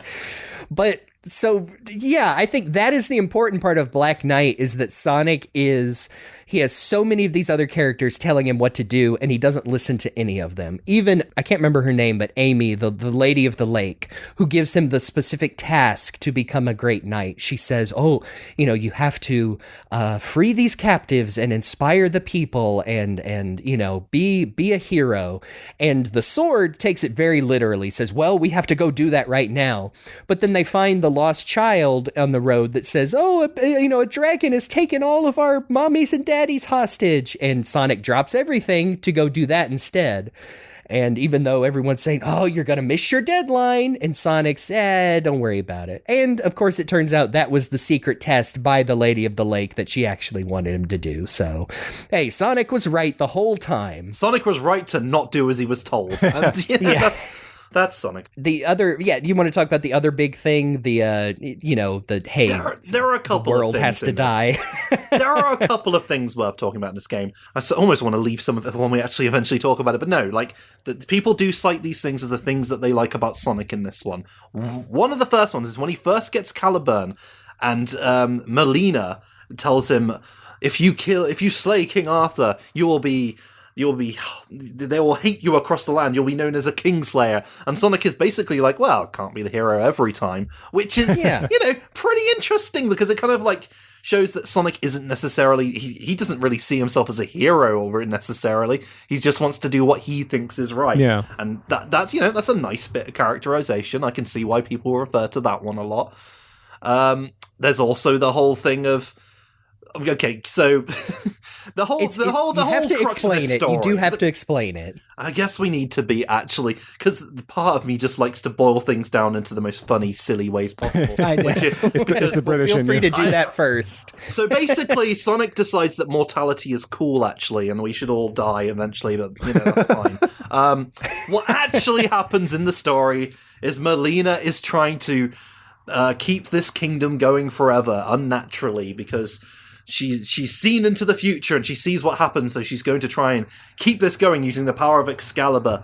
And that's unnatural and weird. Like they do, and this doesn't come out of nowhere. There's this whole point where she has a flower and she's like, oh, why do flowers grow knowing eventually they will die? It's a bit on the nose, but it's fine. Mm-hmm. And Sonic has to come in there and take it back, and during the whole scene, he's getting his ass kicked, by the way. He's getting the shit beat out of him because he's going up against someone with a mighty sword. But he keeps getting up, even though everyone's telling him, no, Sonic, you must run away. And this isn't about chivalry anymore. And he's like, it was never about chivalry to me. It's about doing what I want to do. And, that's, people tie that as being like such a great Sonic moment because Sonic says something about himself. No, he is showing it with his actions as well, I suppose. So that's like one of the other big things that people lean into, is that Sonic's personal freedom is so important to him, to the point they will let him have the tar beaten out of him to just prove that point. But he is actually, and when it all ends and when he turns into Super Knight, I guess, and I can't remember Melina, what it's called. Golden Knight Sonic. Something like, sorry, Black Knight fans, you're probably yelling at me right now that he's got an actual name for that form. He's just a Golden Knight. And when he finally wins, in the end, he gives it an actually kind of I joke about it, but it is this nice little meaningful speech where he's just saying like, hey, or everything ends, and that's sad, I guess, but people make the most of the time they have, and that's kind of beautiful in its own way, right? And, that's nice. It's a nice little bit of Sonic characterization as he tells this woman it's okay to die. And, It's okay to save you a tweet, Falero. I believe the official name is Excalibur Sonic. That's what I got from the wiki. Okay. because Caliburn, the talking sword is broken, but then when he fully powers up, it is revealed that Caliburn was Excalibur all along. Because several people are like, King Arthur only has the scabbard. Where's the sword? And I think that moment with Sonic works very well for this story. I think it gets a little tricky to try and extrapolate that to every other situation Sonic the Hedgehog, the character, might be in. Because then if you take it so literally, then I think you get into the silly comparison like, oh, remember in Sonic 06 where he told Elise, just smile, don't ever cry. But then, it comes to Secret Rings, which is actually a very sweet moment in context where he wishes for a mountain of handkerchiefs for Shara so she can get it all out. Like, that's really meaningful for Sonic, because as written in his official bio, one of his dislikes is tears. Yes, And again, that moment works very well in Secret Rings in context. Like, it's even a callback, because when Shara says, I'm a genie, I grant wishes, Sonic sneezes and says, can I have a tissue, please? And, anyway. But I think, being that literal, I think you're doing the story of Black Knight a disservice, because it's a very specific situation. Because I feel like if you wanted to apply what Sonic says to everything, then Sonic X doesn't work, because what he should have said to Chris when he said, I'm not ready to say goodbye, is like, well, everything ends, Chris, you dumb idiot. I guess all that to say, I see why people like Black Knight Sonic a lot. Again, I would say the same thing with as I did for Unleashed, is I see that Sonic in other Sonic media outside of Black Knight. I think it is beautiful in Black Knight that the whole point is that Merlina is keeping this kingdom, and it's a little vague. I wonder if some of the other like dialogue in the game maybe digs into it, but like this magical realm, because it is a book just like in Secret Rings, but that she sees that if King Arthur fails, then the they do actually reference the story of the Knights of the Round are going to betray each other. I think it's specifically Gawain and Lancelot have a conflict. Then the Knights are disbanded, and that hope that hey, back to monarchies, that monarchy, that legacy is tarnished and gone, and Merlina sees that world falling apart. And I wonder if it's supposed to be more metaphor, like the story doesn't have a happy ending when that happens. But here is Sonic saying like, well, how is that better? Especially for the people, the citizens who live here. You're making that choice for them. You're letting them live under the rule of this fake King Arthur who's evil, but is still here and still the king. And you're just going to keep repeating that for all time? Like, that sucks, man. Like, it is. And then he basically does say and this is not an exclusive Sonic thing, but like you said, it's like the thing that makes life beautiful is what we do with the time we're given. And Sonic says it in a much more cool Sonic-y way, but that is the point he's trying to make. And so I think it works really good for Black Knight, but I think it's another good example of Sonic knows the right thing to say, and usually the right thing to do, even if it seems counter to what anyone else believes in. Yeah. Like you said, everyone throughout the whole game is telling him, no, Sonic, you got to do this. You got to go through night training. And he's saying like, nah, man, I'm just, that's not my bag. I'm not about that. It's going to work out because I got it. I'm Sonic. And it does usually. So it's a pretty good depiction. Yeah. Not sure if it's like my absolute favorite depiction, and it's good. But here's the thing. This thing that people cite as like the best depiction of Sonic in any of the games is in a flipping game about Camelot where you go around with a sword and you're going against King Arthur and knights and dragons and stuff. It's like the most far removed thing from Sonic imaginable. And of course I had no interest in playing it. You waggle the fucking Wii remote like a mad person. And I'll admit I've not played it. And you know why? Because it's called Sonic and the Black Knight. Why would I have any interest in it? That sounds like an old episode of like the Adventures cartoon, but one of the bad ones.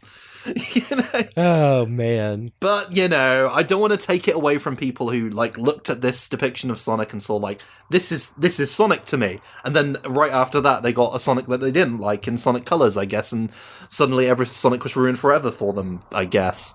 And I will look, I could say this in a mean way, I will say it in a good way instead, that I do think it's kind of beautiful just because how the internet is and how the Sonic fandom works, that yeah, people can really like the story aspect of Black Knight and Unleashed, even if they have never had a chance to properly play it. No. I'm not saying that everyone that really loves these games hasn't ever played them. Maybe a couple out there. Well, I mean, in a way, you're still getting in the idea of, like, as my friend, as Jolene on Twitter mentioned, you do get the gist of it just by watching the cutscenes. And I said, well, I'm pretty sure that's how most people experience this game. Yeah. And you know what? It's fine. It's just the story, and the story is pretty good for what it is, which is a game which I had no interest in playing and probably wouldn't have experienced otherwise. Yeah. Unless people kept telling me, you need to check this out. This is the ultimate Sonic thing. And I think it's all right. I don't know. I think you are missing out on some like I said, an Unleash, some of the little side stories. I don't know if there's much of that in Black Knight. I know there's a lot of dialogue with Tails, who plays the nameless blacksmith and whatnot, but I don't know if there's much additional story. So I also feel pretty comfortable saying that, like, yeah, you're getting most of it from just watching the cutscenes. Unless you're one of those like super Black Knight fans who really loves playing Sonic with a sword, I guess. And you know what? More power to you if that's your favorite form of Sonic. That used to be a real popular Flash animation subject, was just Sonic with a sword. So I'm sure it's out there. Every Sonic media is someone's favorite. As we say. Yes, I bought Black Knight because of the fact that it's Sonic with a sword. That's so cool. Yep. Okay, so you're the target audience apparently. Yeah. Although not, but apparently not enough to have you finish the game. I like like there's the target, and I'm like the red line of the target on the far end. I was just like, this looks cool, and then I dropped it like. I don't know if it was even halfway through. Well, now you know how the game ended. What? The game ended? Shadow with a gun, Sonic with a sword. That does it for some folks. You know what? I finished Shadow. I never finished Sonic and the Black Knight. Yeah, well, hey, there you go. I just felt like because it comes up so much in a lot of discussions, both good discussions and bad discussions, I wanted for us to talk about our personal thoughts on Black Knight and Unleashed. And like I said, I come away, I think I'm very positive. I think they are good examples of Sonic. Like, I would not use them in a comparison where I say this is Sonic and this is not, because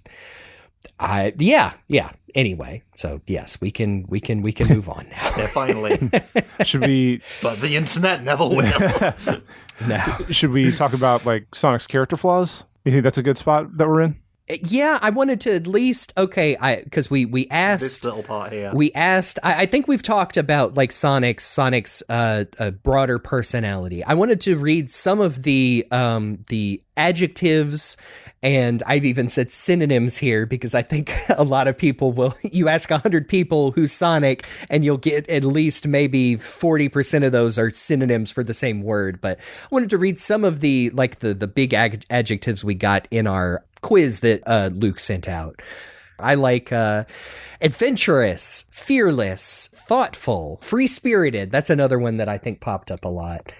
I think Evan Stanley said something that we've echoed already from our discussions. For me, the most important thing about Sonic is his incredibly strong sense of self, always knowing who he is and where he stands. And I think especially like what we just talked about with the Black Knight, where Sonic even says like, I don't mind being the villain sometimes, like in context-specific situations, but still, yeah. Yeah, I think the context for that specifically, since I didn't actually mention it, is like, he's okay with people seeing him as a bad guy as long as he's doing the right thing in his own mind. I think that goes back to like Sonic Adventure 2. Like Sonic is not really worried about the after effects of getting arrested by the police could be. He's like, no, let me take care of this shadow guy. Whatever, like my favorite line. Like that is one line that I don't care if it's accurate to the original script or not. The sheesh, there's always a lot of police around when you don't need them. Like that is so good in that game. Like it's just Sonic could care less what like his permanent record is going to look like after this adventure. It's purely he's focused on what he's doing.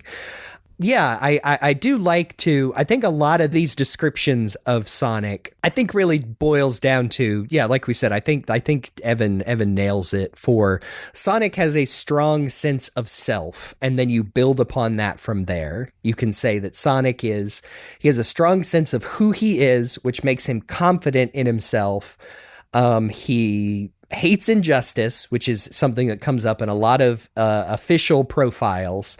And I think you can interpret that as broadly as you want. And it usually is Eggman's being a jerk. He wants to take over the world, and that ain't gonna fly, man. But yeah, I think a lot of what we've been talking about really spells out Sonic's personality of he's carefree in a way that that builds off his self-confidence that, hey, it's going to work out because it always does. Another friend of the show, Jez, mentioned like the very first thing that they mentioned was overconfidence. I don't think they stuck the landing, but what they were going for in Lost World with his rash decision screwing things up more was a good thing to work with in theory. And they mentioned more, but yeah. I like the way this question is phrased. Luke did is basically what do you believe Sonic's greatest character flaws are?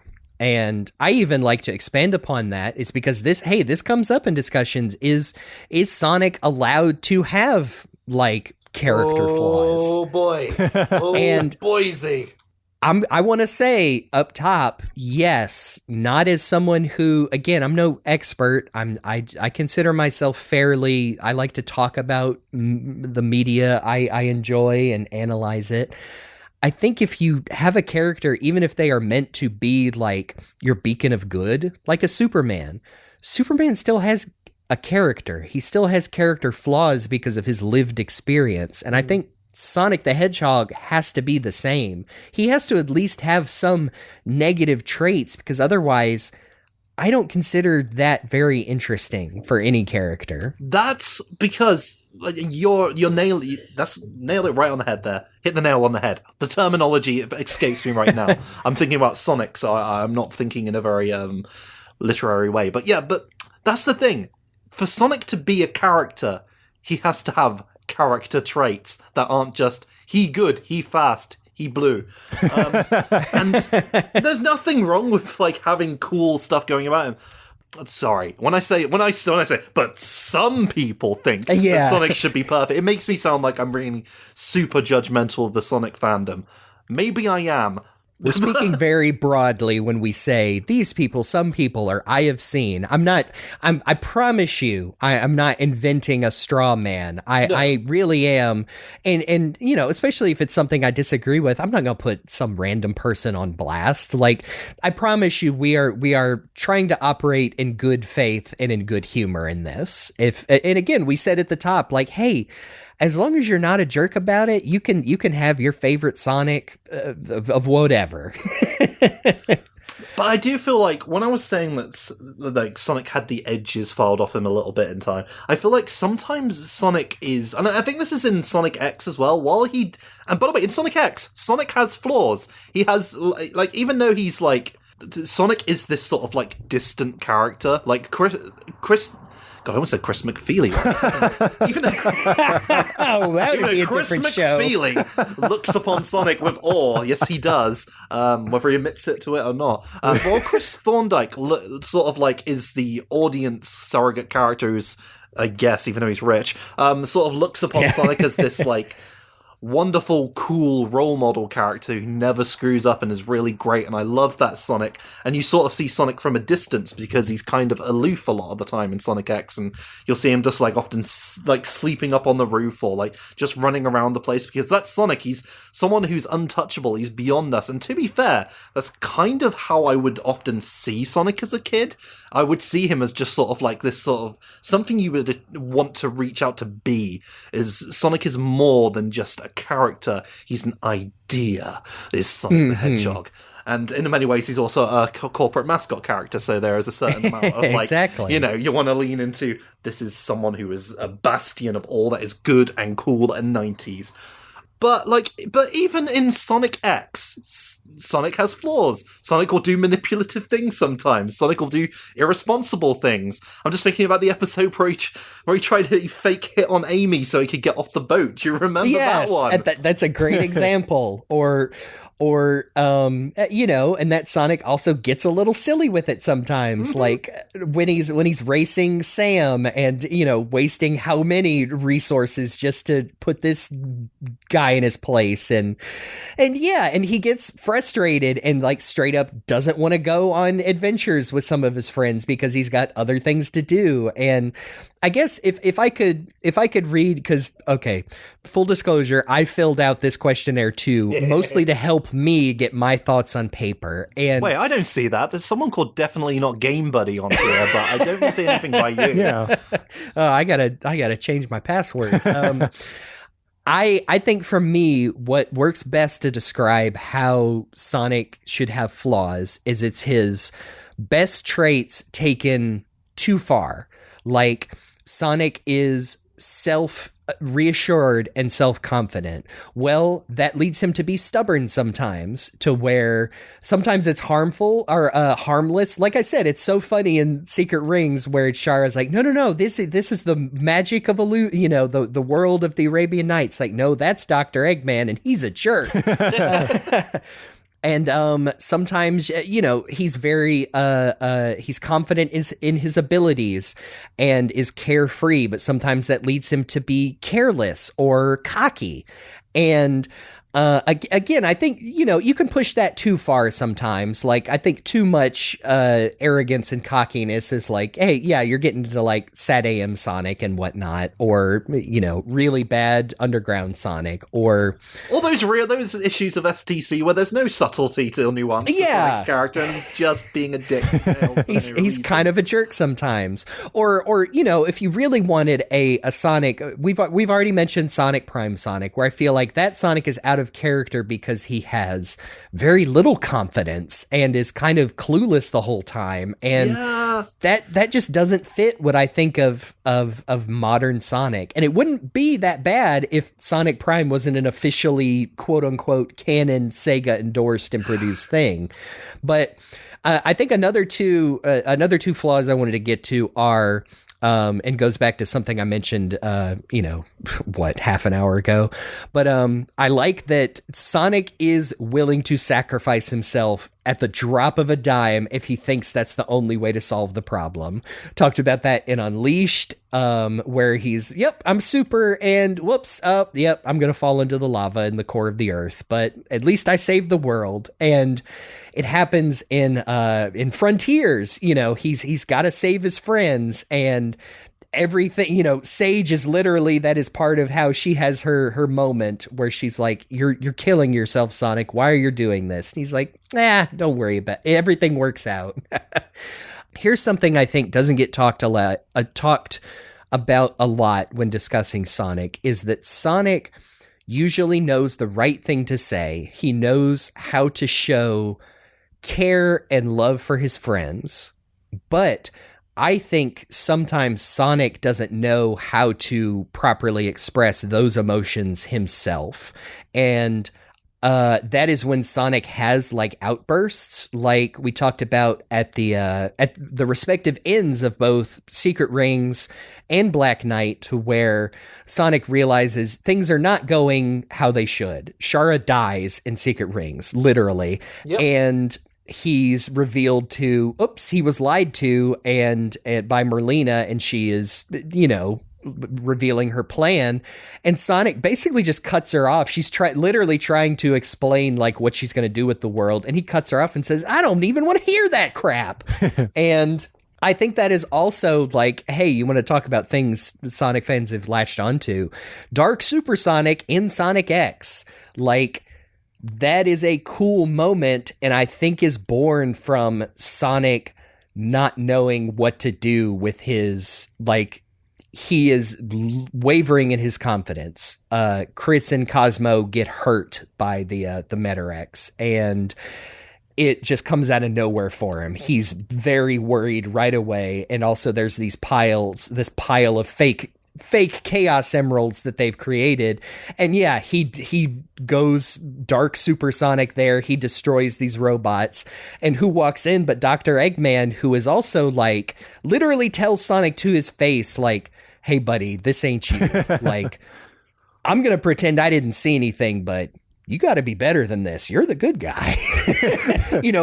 Leave this scary stuff to me, calm down. And Sonic does look a little, looks a little disappointed in himself. And I think that might be my favorite flaw, because that feels like such a real thing and maybe just because I can kind of relate to, like, yeah, you know how to encourage your friends, but man, sometimes you don't know how to encourage yourself, or don't know what to do with all those emotions. And so I like to see that in Sonic. I think it gets pushed to the test in, we've talked about IDW in the Metal Virus arc, where I feel like that is an intentional exploration of like, hey, Sonic, your whole worldview is basically falling apart, and he won't give it up.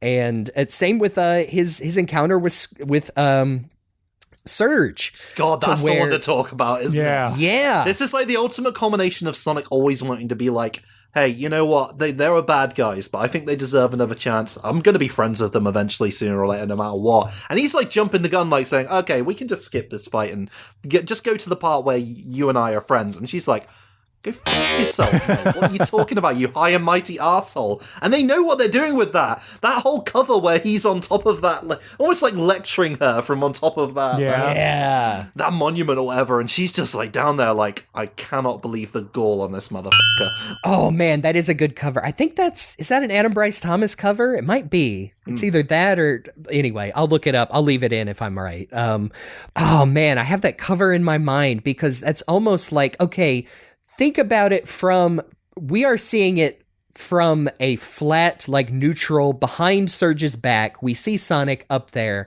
Think about that from his perspective. And I think this plays out in the story.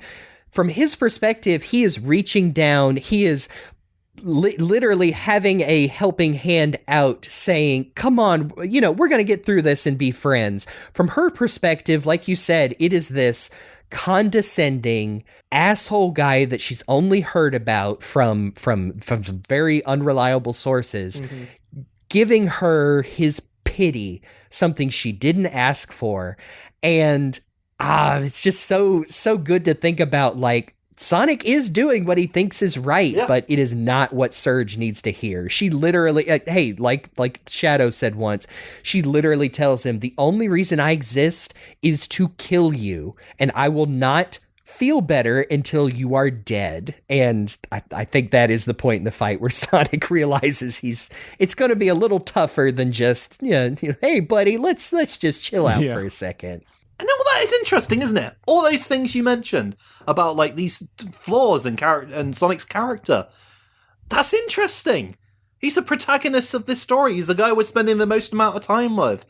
Should he really be perfect and not ever, like, make mistakes? It's got to be, like, he just needs to be reactionary to all the other characters f***ing up around him? I don't think so. And there needs to be a balance. We can't have him be like Sonic Prime Sonic all the time, and to a lesser extent Movie Sonic, who I think is a really good, like, new version of Sonic, by the way, that works within the world that they've created. Yes. But you can't just always having him... There is a very bold difference between having a character be incompetent and just making mistakes, Because we all make mistakes. And I know Sonic the Hedgehog is the hero and is the corporate mascot, but he's allowed to fuck up sometimes. Yeah. It's better that way. I think that's one of the areas that honestly puts Sonic above Mario as far as just, like, culture icon. Because, like, as far as, like, official material, like, and I'm talking about, like, video games, because I think, these are video game mascots, like, that is the most official material. Mario, like, he may have little, like, oopsies here and there, but, like, there's no, like, character consequence earth-shattering thing for him, whereas Sonic is, even though he is the company mascot, he is allowed and has often, like, fallen flat on his face, but has been able to get back up and keep moving forward. And I think honestly that's the reason why people can gravitate to Sonic so heavily, because he's more of a fully fleshed out character, whereas Mario he's basically your toy that you pull off the shelf and you go do Imagination Land, and then you put him back. Yeah, that's kind of true. Even in, like, heavily story-based Mario games, like your Paper Mario series, Mario is just, like, the audience proxy. He's the guy who's just there to be the character. He is, like, the silent protagonist in those games and barely gets to do anything unless you choose to pick the dickhead options in the dialogue, which I don't do, but I'm always tempted. Guess again, nerd. I think that is a good comparison because, like, okay, if you look at the questions we sent these that Luke sent out to our responders, it's hard to, like, imagine same exact questions, but you're asking about just Super Mario, or I think even better example, like Mickey Mouse. Like, if you want an example of a character who started as a character but then became a corporate mascot, and that's kind of it. Like, what, how do you describe Mickey Mouse's personality? Well, he's good, I guess, except for his original cartoons where he's, like, blowing up barn animals, But yeah, you know what I'm saying? Like, Sonic is unique in the fact that he is a corporate mascot, but gets to be in these stories where he is a fleshed out person. And I think ultimately there are tiers to like representing Sonic, and it's probably something like corporate mascot at one end of the spectrum where like, yeah, he's a cool blue hedgehog who, you know, has a cool punk rock smile, to on the far end, which is like the games where is Unleashed and the comics and Frontiers, where he is you know, you get more aspects of his personality that makes him a individual character that stands out from any other mascots. And then in the middle, I mean, you get like spin-off games that lean on you know, different aspects of Sonic character. Like I like that Jez brought up Lost World, because I watched some of Lost World's cutscenes, because I haven't played that game in a long time, and I agree that I don't think the tone nails it, because there are a lot of weird things going on that, you know, the Deadly Six are pretty lame. They're just like cartoony stereotypes, but that's all they are. That's what the story is. And Sonic himself, I would say, is maybe a little too trigger happy, I guess, but it's not, I wouldn't go as far as to say it's out of character. It's more like, Okay, I'll just say this and leave it there. If people can pick out nice things they like about the story in Sonic 06, and they can, I've seen people do it, I could probably do it if I tried really hard. I think you can apply that same logic to Sonic Lost World, where it's ultimately a game where Sonic makes a couple mistakes that he thought he was, you know, he thought he knew what was going on, but wasn't, and should have listened to Tails, because, you know, there's a lot of stuff going on in that story that Tails is really good at. And basically saying, like, just because the execution isn't perfect doesn't mean you can't glean some good things from that. So yeah, I agree with Jez. We're saying, like, that concept is good, even if the execution is bad, which I think happens a lot in Sonic games. Yes, it does. There's a lot of good things that happen in Sonic games I don't particularly enjoy, if that makes sense. And I think it does for a lot of people. So yeah. The thing about Sonic is, and again, we're kind of going back to the beginning a little bit, but some people really like need Sonic to be perfect because he's their hero. He's like I'm not saying it's all children, because I don't want to dunk on all children here, even though I understand that. I very much I can relate to that feeling, especially in my, like, later teens. And, you know, I'll just say, like, I think a lot of people went through a phase where it's like, yeah, I guess I still like Sonic, but oh boy, man, the games haven't been good in forever, right? And that's how I felt during a time. Yeah, that was me for a little bit too. And that's kind of the thing, is like, you even with that, a lot of people look at Sonic as being like, it's like little wrestling fans with their favorite wrestler. When he loses, they are devastated. So if Sonic does something wrong or out of character, or maybe turns a little bit heel at one moment, they will be really upset, because it's like, God, I really hate to I'm not dunking on anyone in particular. Well, okay, maybe I am, but I'm not going to mention who they are. I just oversaw this. I did oversee that someone on a message board or on something online was very upset with the fact that Sonic lost something in one of the IDW specials, where he lost at a game show or something, because that went against the idea of Sonic must never lose mandate, and they were very, very, like, shell-shocked by the idea that Sonic wasn't the best in this situation, and they needed to actually go sit down and calm down about this, because it really ruined their day. It's like, I cannot believe official Sonic writers had a bit where Sonic lost. He's not supposed to! Sega said that he can't. I don't...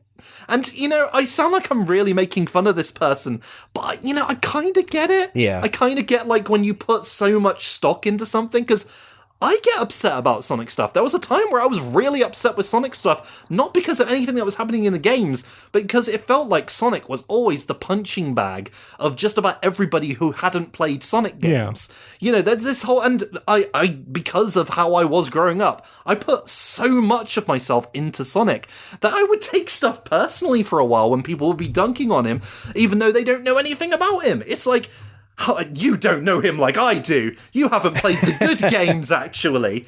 And so I do get how it feels.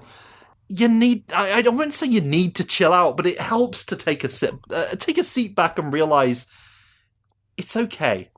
Yeah. It's okay for Sonic to not always be perfect, because for some people, Sonic is just a super cool mascot guy who goes, heh, and does that little thing with his thumb against his nose, and goes like, I believe in freedom, because I'm like the wind, heh.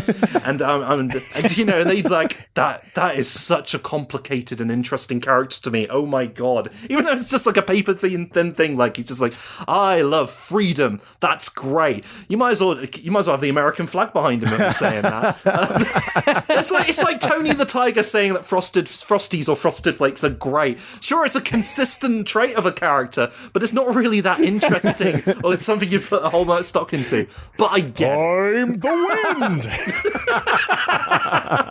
I keep reiterating that, like, none of that is bad. If the only thing that is bad is, like we said, if it crosses into not being fun anymore, or like you getting genuinely upset, and I get it, because I also, yes, you talking about how like Sonic being the butt of the joke, and we're not getting into specifics, that could be a whole other episode of people just assuming, you know, being very cynical and sardonic, and, you know, sometimes straight up insulting, like, oh, there must be something wrong with you if you still like Sonic after all this. It's like, yeah, that is shitty, and sometimes it is hard not to take that personally, especially if you are younger and like are dealing with those feelings. But yeah, man, sometimes you do just have to take a step back, and this is where I would even say, like, it's good then if you just find your favorite Sonic and stick with that. Don't worry about all that other crap. Like, don't engage with the,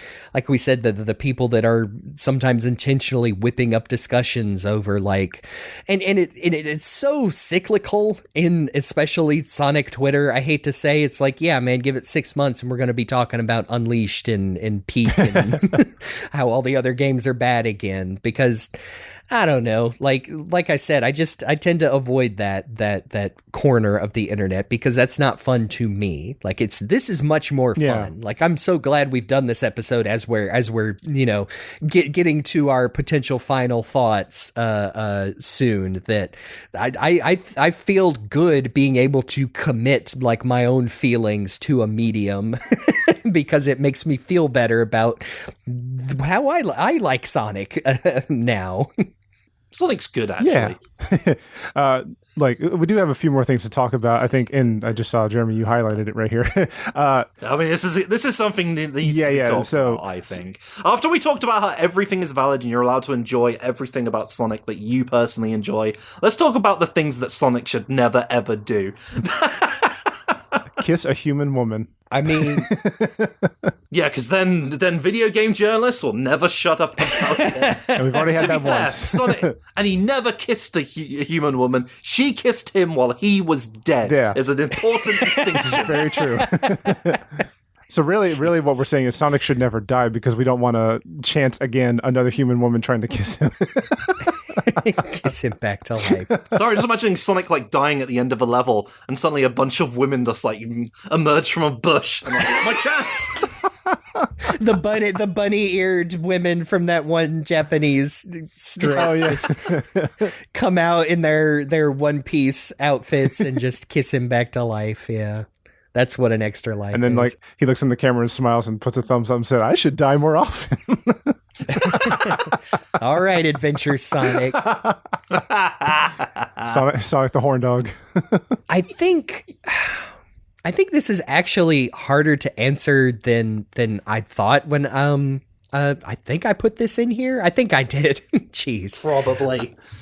I mean, my jokey answer, which we kind of talked about, is I don't think Sonic should ever be a cop. And so that is why I demand we strike Waku Waku Sonic No Patrol Car from the canon. I'm going to rip that page out of my encyclopedia. But no, I think to expand upon that, I think anything that greatly contradicts, Sonic's rebellious streak of authority. And I can't really think of anything that does that except the moment in Archie Sonic we kind of already talked about. And then they did something with that where Sonic, you know, eventually kind of gave that up. And I think thinking about what Sonic should never do, like, brings me back to there can be more than one Sonic portrayal that can be quote unquote canon and good. We've mentioned Movie Sonic. Movie Sonic is his own guy. Yeah. Like, he is a young little kid in this, trapped in this alien world, Earth.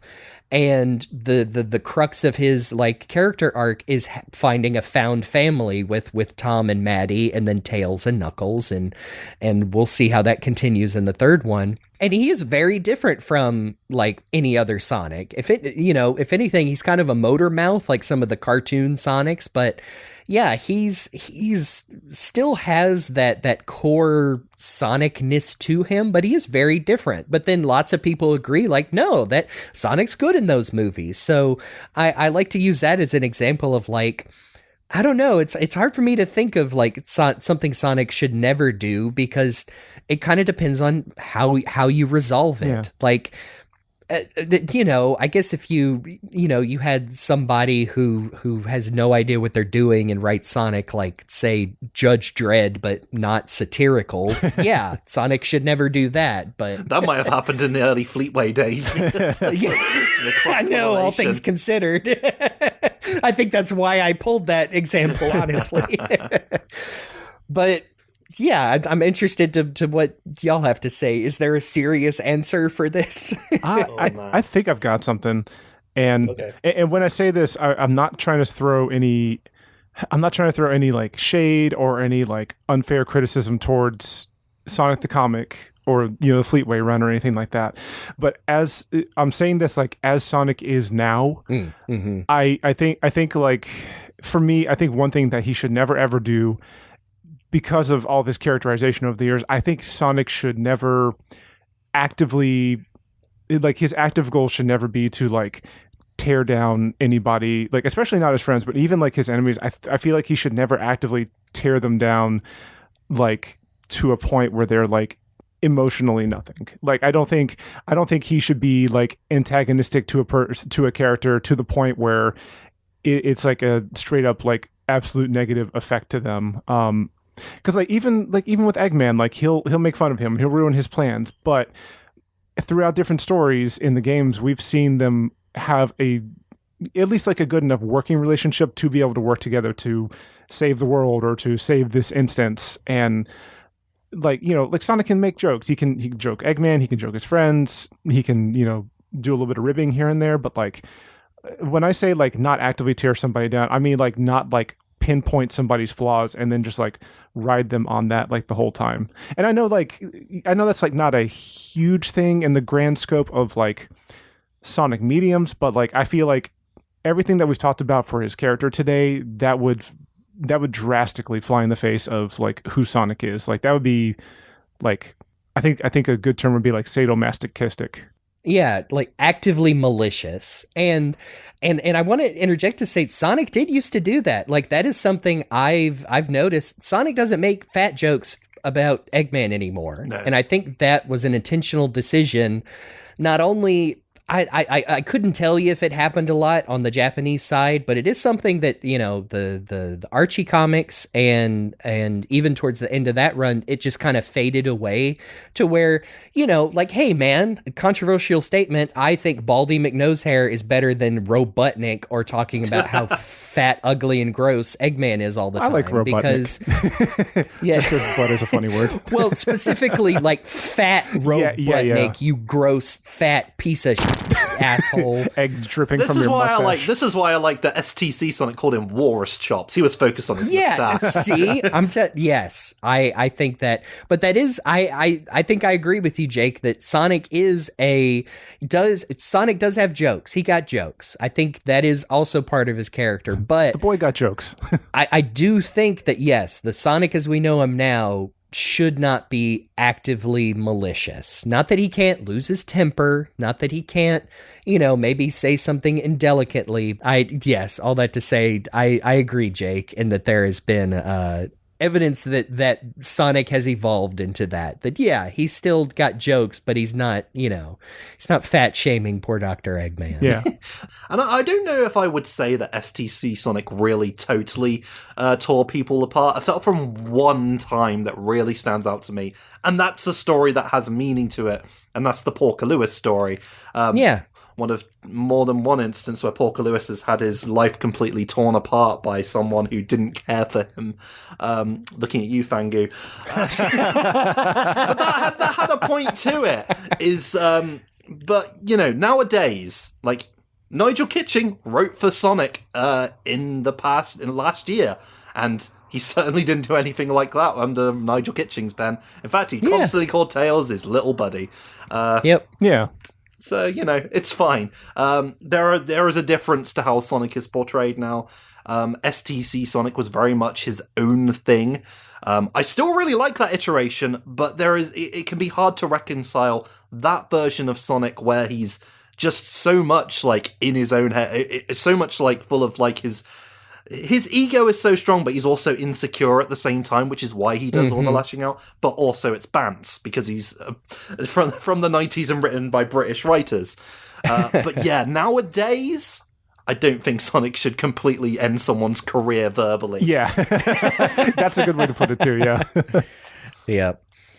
Yeah. But then, like I said, I even think that Porker Lewis arc in the STC works because they did something with it. Like, it's subtle, and we've said go listen to the episodes of Sonic the Comic, the podcast that cover that, because they talk about how, like you said, it was a time where Sonic basically had no other character except what was in the games, which is what STC was using.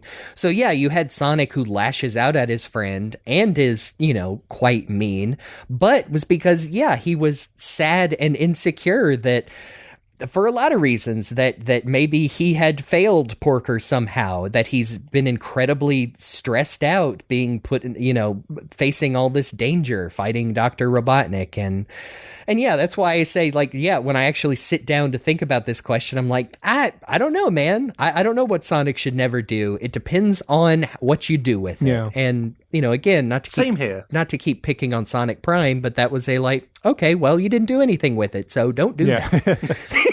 Now, some people will give you their plenty of answers to what Sonic should never ever do. I understand. And I'm going to get to that right after I let Jake finish what he was going to say. I was going to say, when we first asked this question, for a brief second, I almost said he shouldn't be a villain, but I was like, no, actually, I'd be into that because I like a really good redemption story. Sonic's okay being a villain. Yeah. but as a hardline story written villain, like whatever the circumstances, I like a good redemption story, and I'd like to see Sonic's friends like take the main stage in trying to rectify that situation. I think that'd be really cool. So Sonic can maybe have him go full Dark Sonic one time. How about that for a story? Yeah. Oh man, bringing back memories of I did one of the RPGs I've talked about in the past on a forum was that exact concept. I think was, did we call him Sonic the Tyrant? It was literally like, Dark Supersonic, Sonic is evil, etc., etc. Maybe we'll talk about that sooner than you think, audience. Wink, wink, wink, wink, wink. Blinking both eyes. So here's talking about some of the things that Sonic should never ever do. Some people would tell you Sonic should never ever take his shoes or socks off. Another thing Sonic should never show his feet under any circumstances whatsoever. Sonic the Hedgehog should never lose or fail in any way whatsoever. Sonic the Hedgehog should never, ever, under any circumstances, appear on a Nintendo Oh, no. And the list goes on and on and on. I guess this was another, just a fun question on here is, do you have like some favorite headcanons for Sonic the character? not just, like not broad, like this thing in the games, but for Sonic the person. And like we've already mentioned a couple of the responses we got. I really like I said, I like the one from Candy Pirate that considers Sonic forever chaotic neutral. Yeah. And I kind of like that. I think that, like your knowledge of the Dungeons and Dragons alignment chart, I think that works for Sonic, that he is neutral, but yes, there's that edge to him to where it's not how you might think. He's not a true neutral. I like this too. I also like to think this as far as, me talking about Sonic's emotions. I like Marcy Nazumi VA likes to consider Sonic is always putting on the bravest face he can for the sake of others, which isn't to say he isn't brave, of course, but that he definitely lets his own feelings take a back seat because he wants to present himself as someone to lean on. And I think I'd also take a lot of inspiration from that, and like that it's okay if we don't always see Sonic's inner monologue, which I guess is another thing I would say. If you're going to do Sonic, don't lean on that so much, like Sonic's inner thoughts, because I think he works better when he's a little bit more mysterious. And yes, you can infer like, man, I wonder if Sonic's going through it. And you could say like, yeah, he probably is, but he wouldn't tell you because, like you could make up a reason, but like exactly like, well, he needs to appear strong, or he might just straight up tell you like, hey, you know what? It's none of your business. You don't need to know. That is a bit STC Sonic as well, though. Like, not quite to the same extent, but STC Sonic whole thing of being like, don't worry, Tails, I got this. This is no problem. And then he will have an internal monologue saying like, oh man, though, what Tails doesn't know is I nearly got f***ed up. And that's always great. Another example, like within the games, is like I saw this when I was watching Sonic Adventure 2. Near the end, Sonic is like having this moment, like after Shadow unintentionally sacrifices himself, I guess. He's just like, oh man, the ultimate life form, huh? Jeez, that's... And then Amy comes over like, Sonic, what's wrong? He's like, don't worry about it, it's fine. We solved it, man. It's all good. Huh. I mean, I think that's also like to go back to, something we kind of joked about, but I mean, especially talking about Sonic kind of being Shadow's superform coach, but then Shadow does sacrifice himself. So I feel like, and it's made a little bit more explicit in Sonic X, where it's like, oh, here come these inhibitor rings that are a thing now, which is a cool concept, don't get me wrong. But like, there probably wasn't anything Sonic could do. Like, Shadow burned himself out by choice, but like, we just get that little introspective moment and are left to wonder, like, guys, is Sonic thinking, does Sonic think he failed? Does he think there was something he could do to save Shadow? And then, like in Sonic Adventure 2, he has that very somber, like, Shadow was created to be the ultimate life form. And then, he snaps right out of it and says, let's go back to that planet that's cool and blue like me. I really like that. I know I've seen Evan Stanley talk about this before, and again, as a headcanon, I also like it that Sonic is asexual, or both asexual and aromantic. And, they also go on to say, I don't go out of my way to portray him as such, and don't mind at all when he's not, because Evan, of course, writes for IDW. But it fits very comfortable with how he is already characterized in a lot of media. And I like that too. I agree. I think I might have even mentioned that on our Valentine's Day episode.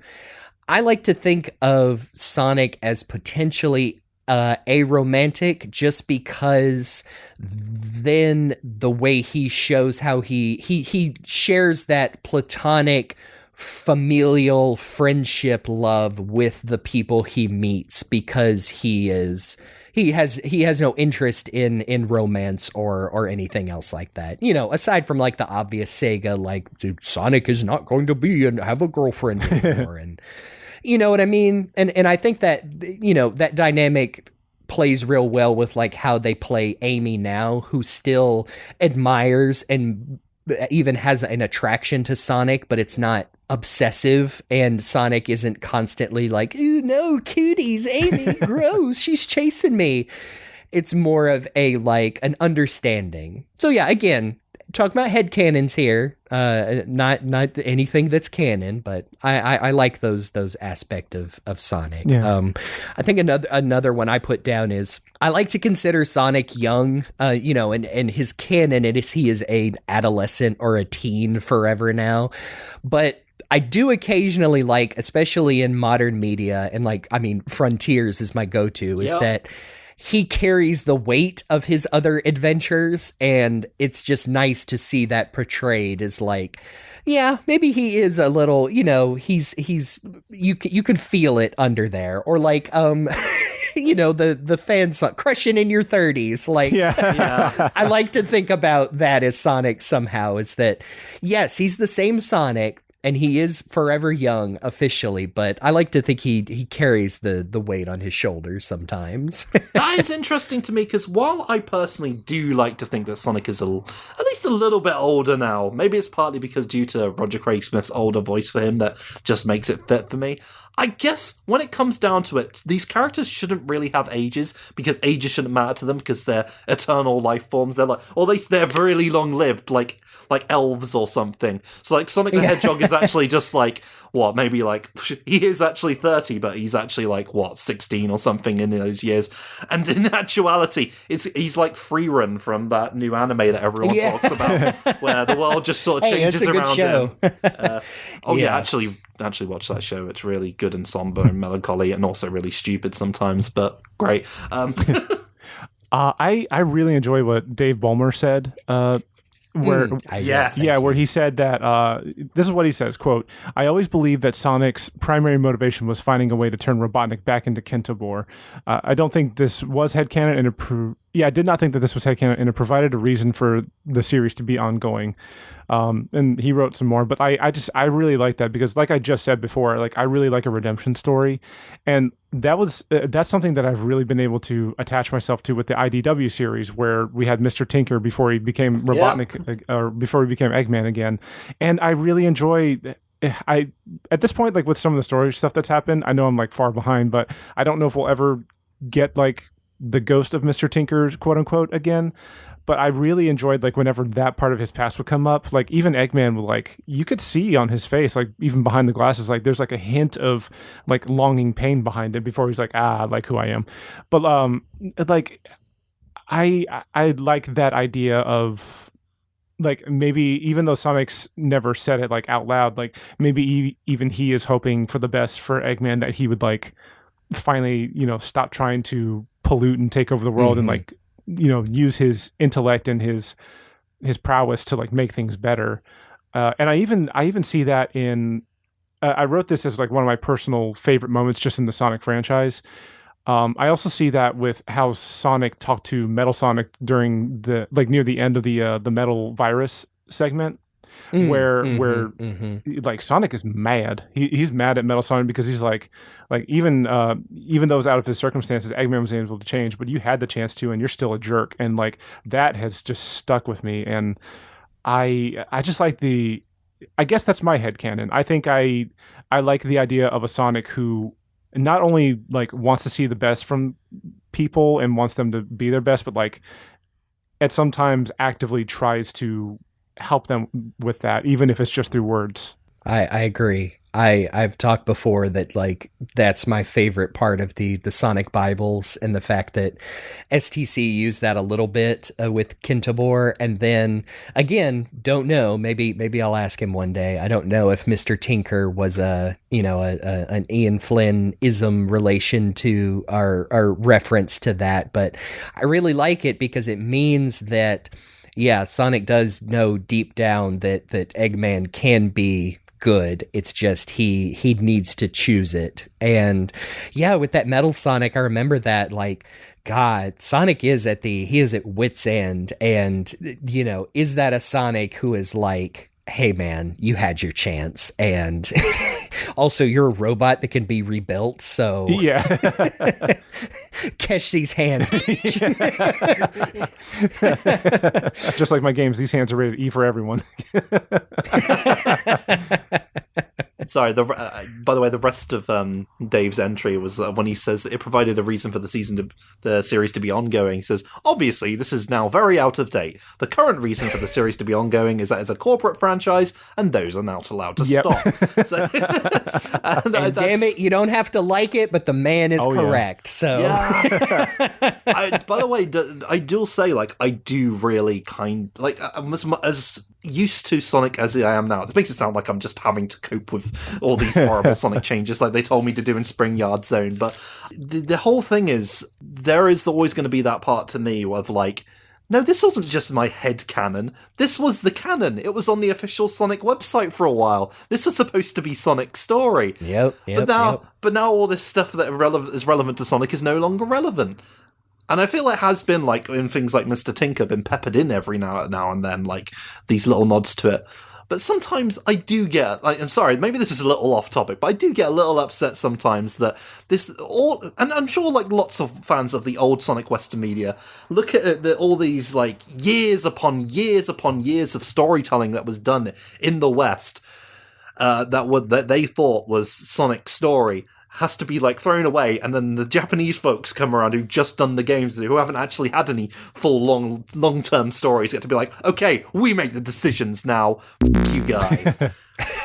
I'm exaggerating and simplifying a little bit. But sometimes, I feel that's sometimes how I feel when I look, and I love Sonic Adventure, we often sing the praises of Sonic Adventure, but sometimes I look at Sonic Adventure being like, no, to all the things that you remember. I don't think it's off topic at all. I think it's a good note to even end on, because I think a lot of this has made me realize, like, I think for the best, for the good of mankind, like, I think it's better to understand Sonic and his history and just be real that, like, there have been lots of portrayals of Sonic that don't line up with what they are now. So I think it's easier just to pick your favorite. Or if you don't like something, at least be honest with yourself why you don't like it, instead of trying to pin it to, a writer you don't like, or even a game you don't like. Like, at least understand why you're having those feelings. Be honest with yourself. I've done it. I remember going through my online forum days and getting very much into the Sega Sonic, Game Sonic is the only canon Sonic, and that's the only one I think I really like. I'll enjoy other parts, but that's not really Sonic. Sorry, the irony of the fact that Sega Sonic, one of the people to blame for that apparently is Dave Ballmer himself, who has come out talking against that sort of stuff. He was the first people saying it online, apparently.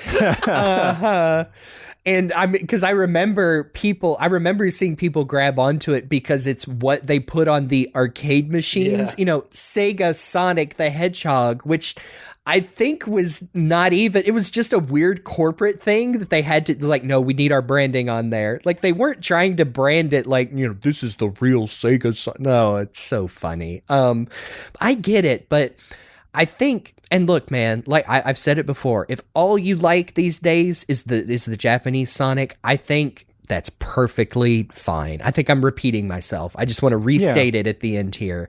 That's perfectly fine. In fact, I've learned I love the Japanese side of Sonic too. I love the Japanese cast. I like learning about things that again, blaming Sega here, that Sega just doesn't translate, like the Sonic Channel stories. It's so funny you mentioned Sonic being a villain, Jake, and if I remember correctly, one of the last stories from last year was Sonic and Knuckles having like a wrestling match, and Sonic literally plays the heel in like a jester's clown suit, and you know, the crowd booing and everything. It's so funny. Y'all should read those. Another thing Wendy is translated for us.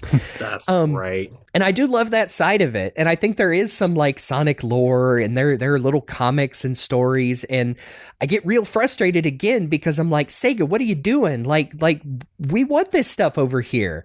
Or I know they did the Fast Friends Forever thing where they had a couple of non-English artists and they translated those. And there was even a weird thing where it was the Gerald making Shadow, where I think the joke works in English. It's like this is my cool OC, but they kind of changed the joke in a way that didn't work. And I'm like, no, come on, Sega. Like, I want you to be there. More synergy between Japan and America is what I'm asking for. but yeah, all that to say that, like, if you only like Sonic in a very narrow way, and you're not starting, discussions on purpose to insult other people about it, I think that's fine, man. Like, that is what works for you, and I totally get it. There are lots of things, like, hey, like I said, there are lots of you can pick good things from games and stories that are generally not that good, and still take really good things away from them. And so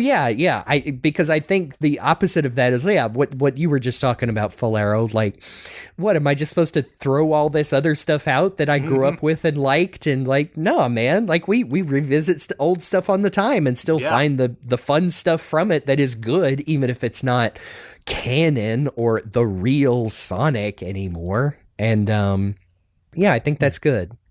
So as we're kind of winding down and wrapping things up, I feel like it would be remiss of us to, this whole discussion has been about who is Sonic, and we've talked about like things we personally like about Sonic, and we even just had the moment about our headcanons about him.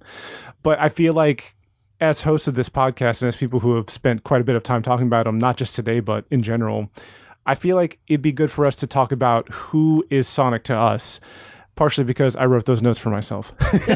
Yeah, good idea. I'm glad that at the end of the show, we're actually answering the question that we posed at the very beginning, like a real podcast. Would anybody like to go first, or should I go first? You go first, Jake. Yeah, set the example for us. Okay. And just like I said in Discord a couple days ago, like, fair disclosure, I might get a little blubbery during this point because this is very personal to me.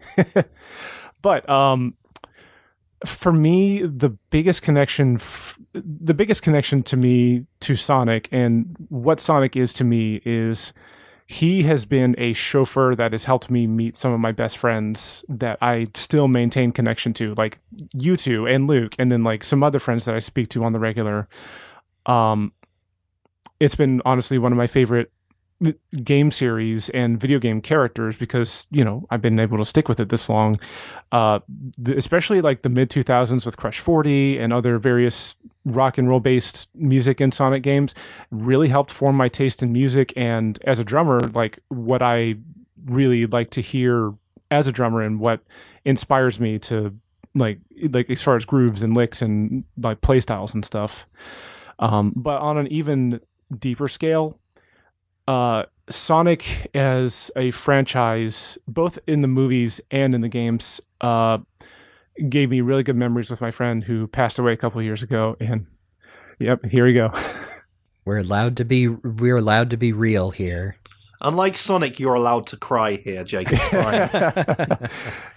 So my friend Ben, he and I for a while we did a series on my YouTube channel called Rock the Jake Plays. And then rebranded to Rock the Plays because that just flows better. And Ben had played like a little bit of Sonic in the past, but we did a few Let's Plays. We did a full Let's Play of Generations, and then we did a few one-offs of the original Sonics, like 1, 2, and 3. And even though in the moment I didn't let it sink in retrospect, it was such a cool moment where I got to hear him say, like, I get it now. I get why people like Sonic, and I get why he's cool. And a couple of years ago, one of the last movies we got to see together as a group with our other friends was the Sonic 2 movie. And it was cool to see how much he enjoyed it. And I'm just very glad that I had those moments with him, and that especially the recorded stuff we have, I can look back and remember the fun that we had together. And that's beautiful, Jake. If you don't mind, I also like Sonic.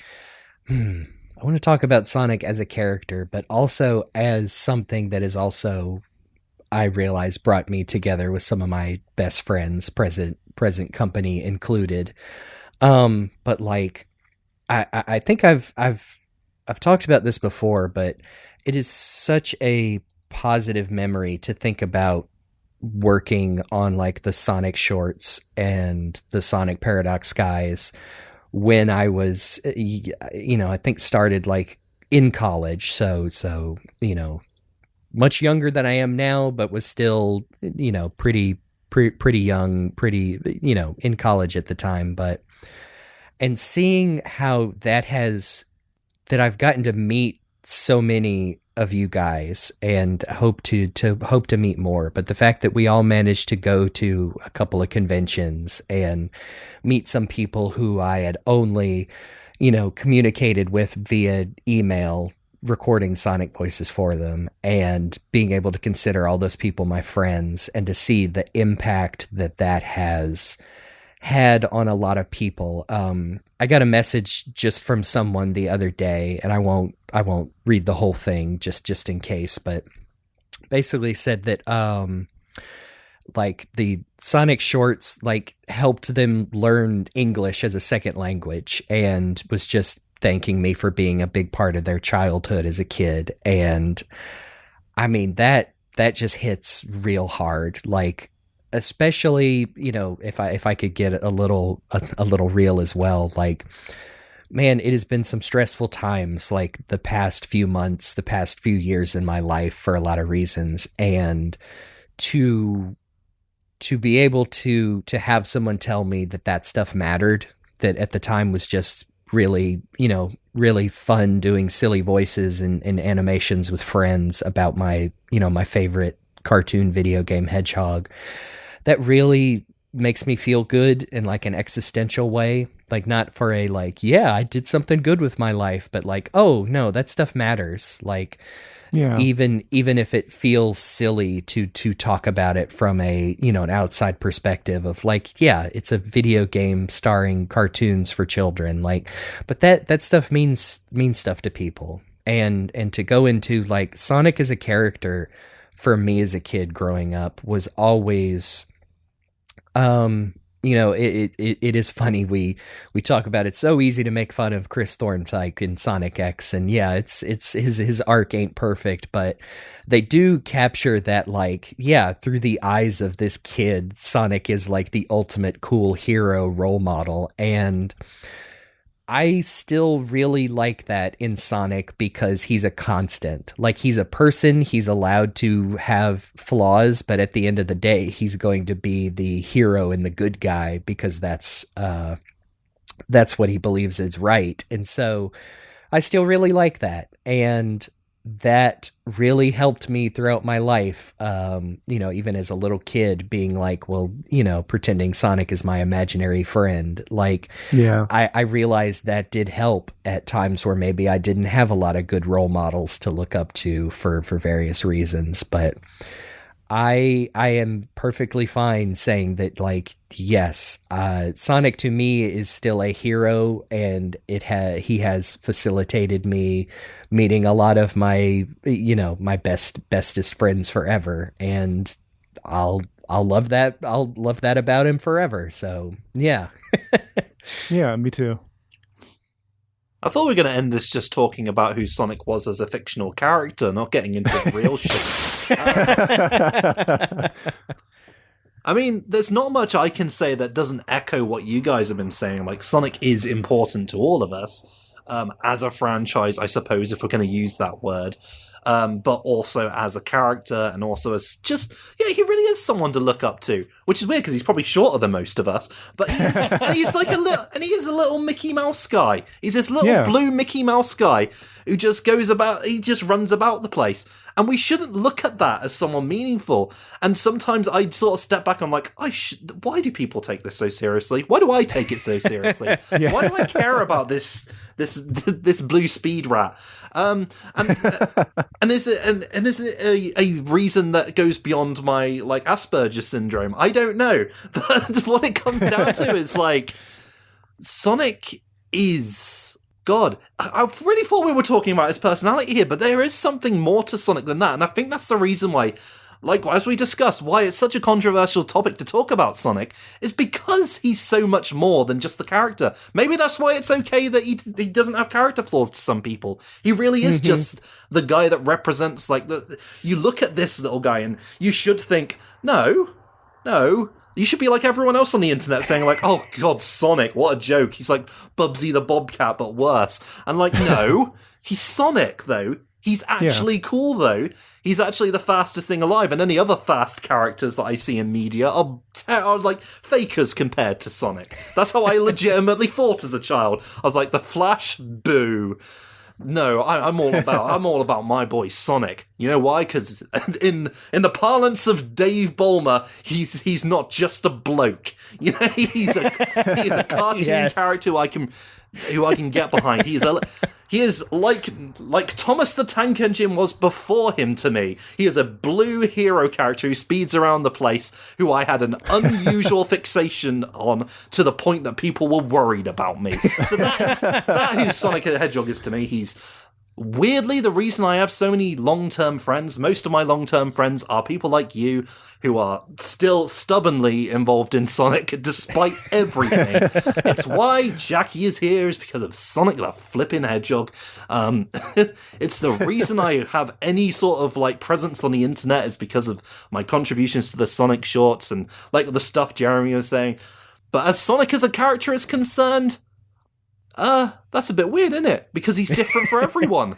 He really is. Yeah. Like, because, and partly it's because Sega's gone along and been like, we don't know what the we're doing. We're just throwing it at the wall. Go watch Shay May's series on Sonic Spitball, where he talks about that sort of thing, where Sonic is different in every version. That's why so many people love 06, because it's the one that they think is serious, even though it's, you've seen 06, you know what it's like. Yeah. And then there are some people who really like, you know, colours and things like that, and some people who like adventures.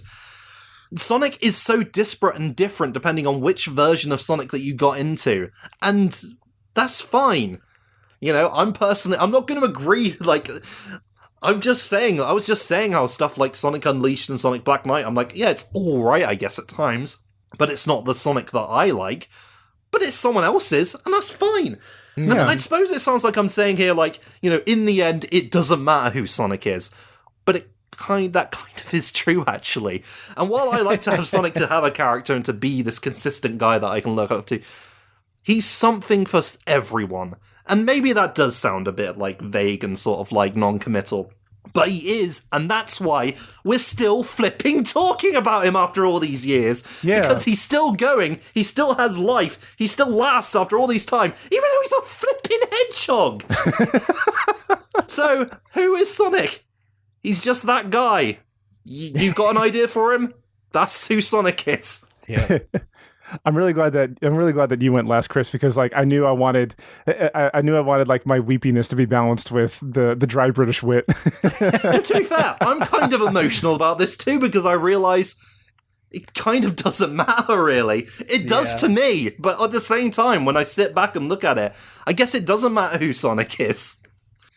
I think we've definitely, and this, you know, this is one of our anniversary episodes. I believe we've earned the right on our own show to, hey, we're just laying it all out there, man. We are being incredibly sincere, and I can only speak for myself, but like, hey, yeah, I ain't holding back on, like, there is no irony with the statements I made. So yeah. I just really want people to if you take anything away from this, I hope you take that away, that we are being sincere, even when we joke and prod about a little things. But, you know, I gotta say, just to before it leaves my head, like, the fact that Sonic can be different for everybody, like, as much as it probably, I don't know, I feel like it's been a while since I've seen it done well in a cartoon, and lots have done it before, but a Rashomon-style encounter with Sonic the Hedgehog. And you had a little bit of this in Murder of Sonic, where you're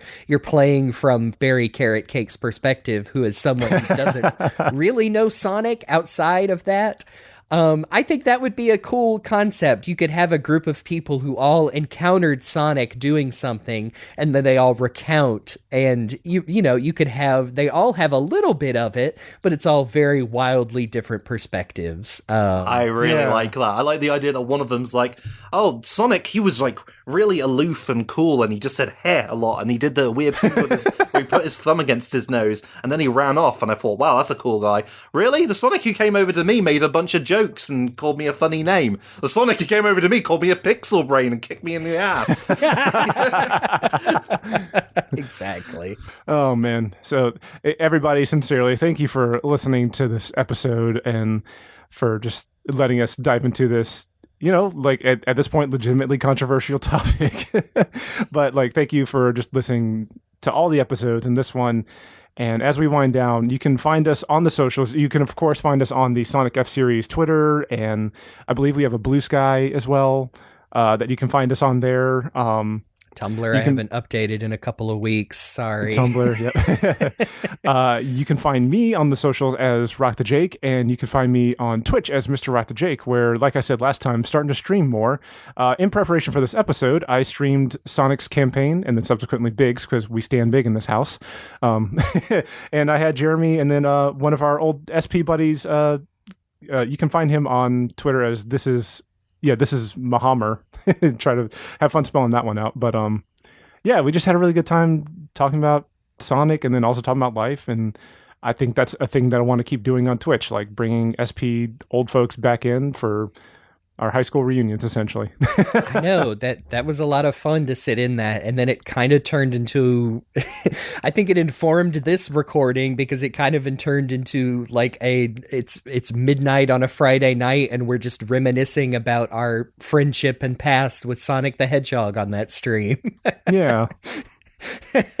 Also, there was one point where all my textures got dropped. Oh, I saw a clip of that. Oh dear. Yeah.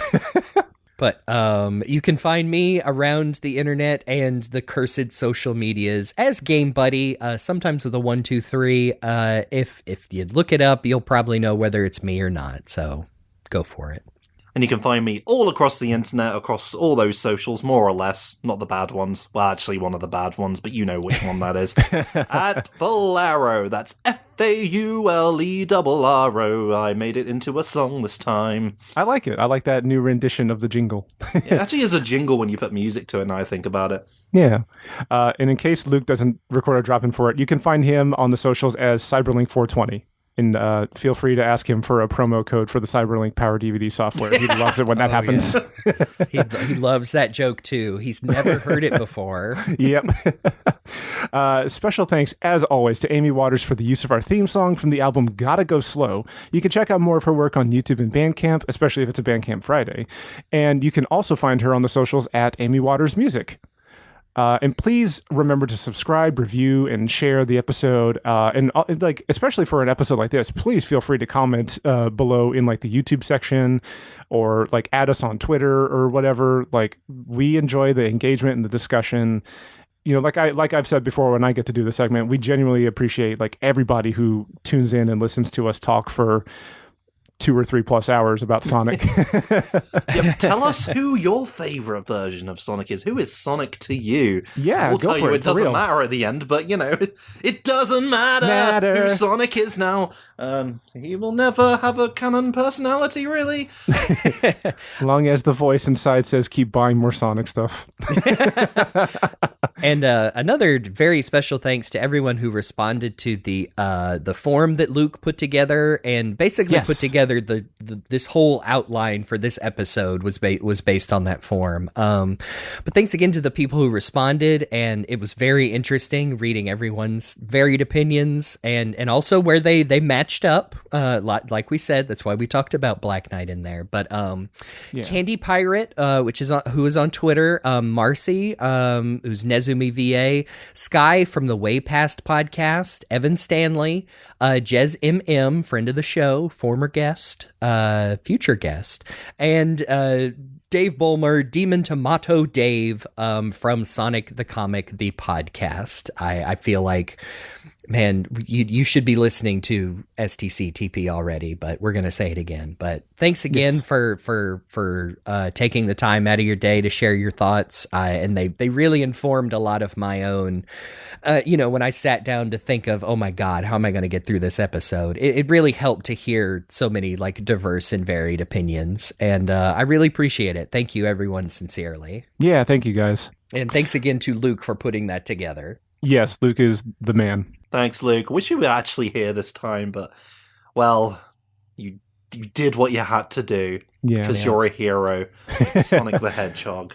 It's our anniversary, so we'll come back home with chocolates and flowers for you. Yes.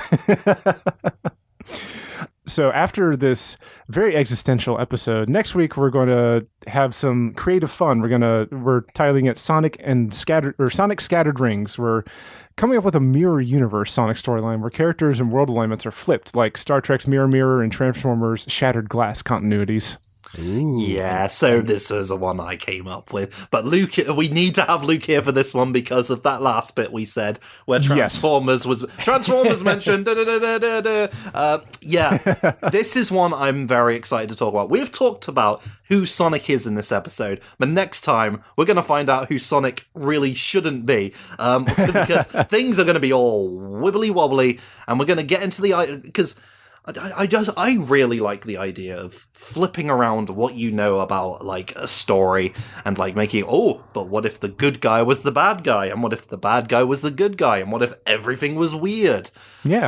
I like reversing concepts. I think it makes for fun storytelling. So this is basically going to be a little creative exercise for us as we come in and work out how we can make that work with Sonic, who is such a good hero guy with no flaws whatsoever, as we discussed today. Okay, everyone start writing down and saving your evil Sonic Ken Penders jokes for that episode too. You know what? Yes, technically that happened there, but this will be good. So, yes, we hope. We hope. Yes. I'm going to use some Sonic-styled self-confidence and say, yes, it will be better than that. Yes. Hey, we made that fanfic episode amazing, so we can do it for this one too. Yes. So again, everybody, thank you so much for listening to this. I have been Rock the Jake. I'm Game Buddy. And I'm Falero. And tisk tisk, I'm a gallant hedgehog. Don't mess, or you'll get burned. Classic Sonic. Yes. Yeah. Always talking about how gallant he is. Yeah. This has been The Hill is Always Greener, and we will see you on the other side of the mirror universe. Whoa!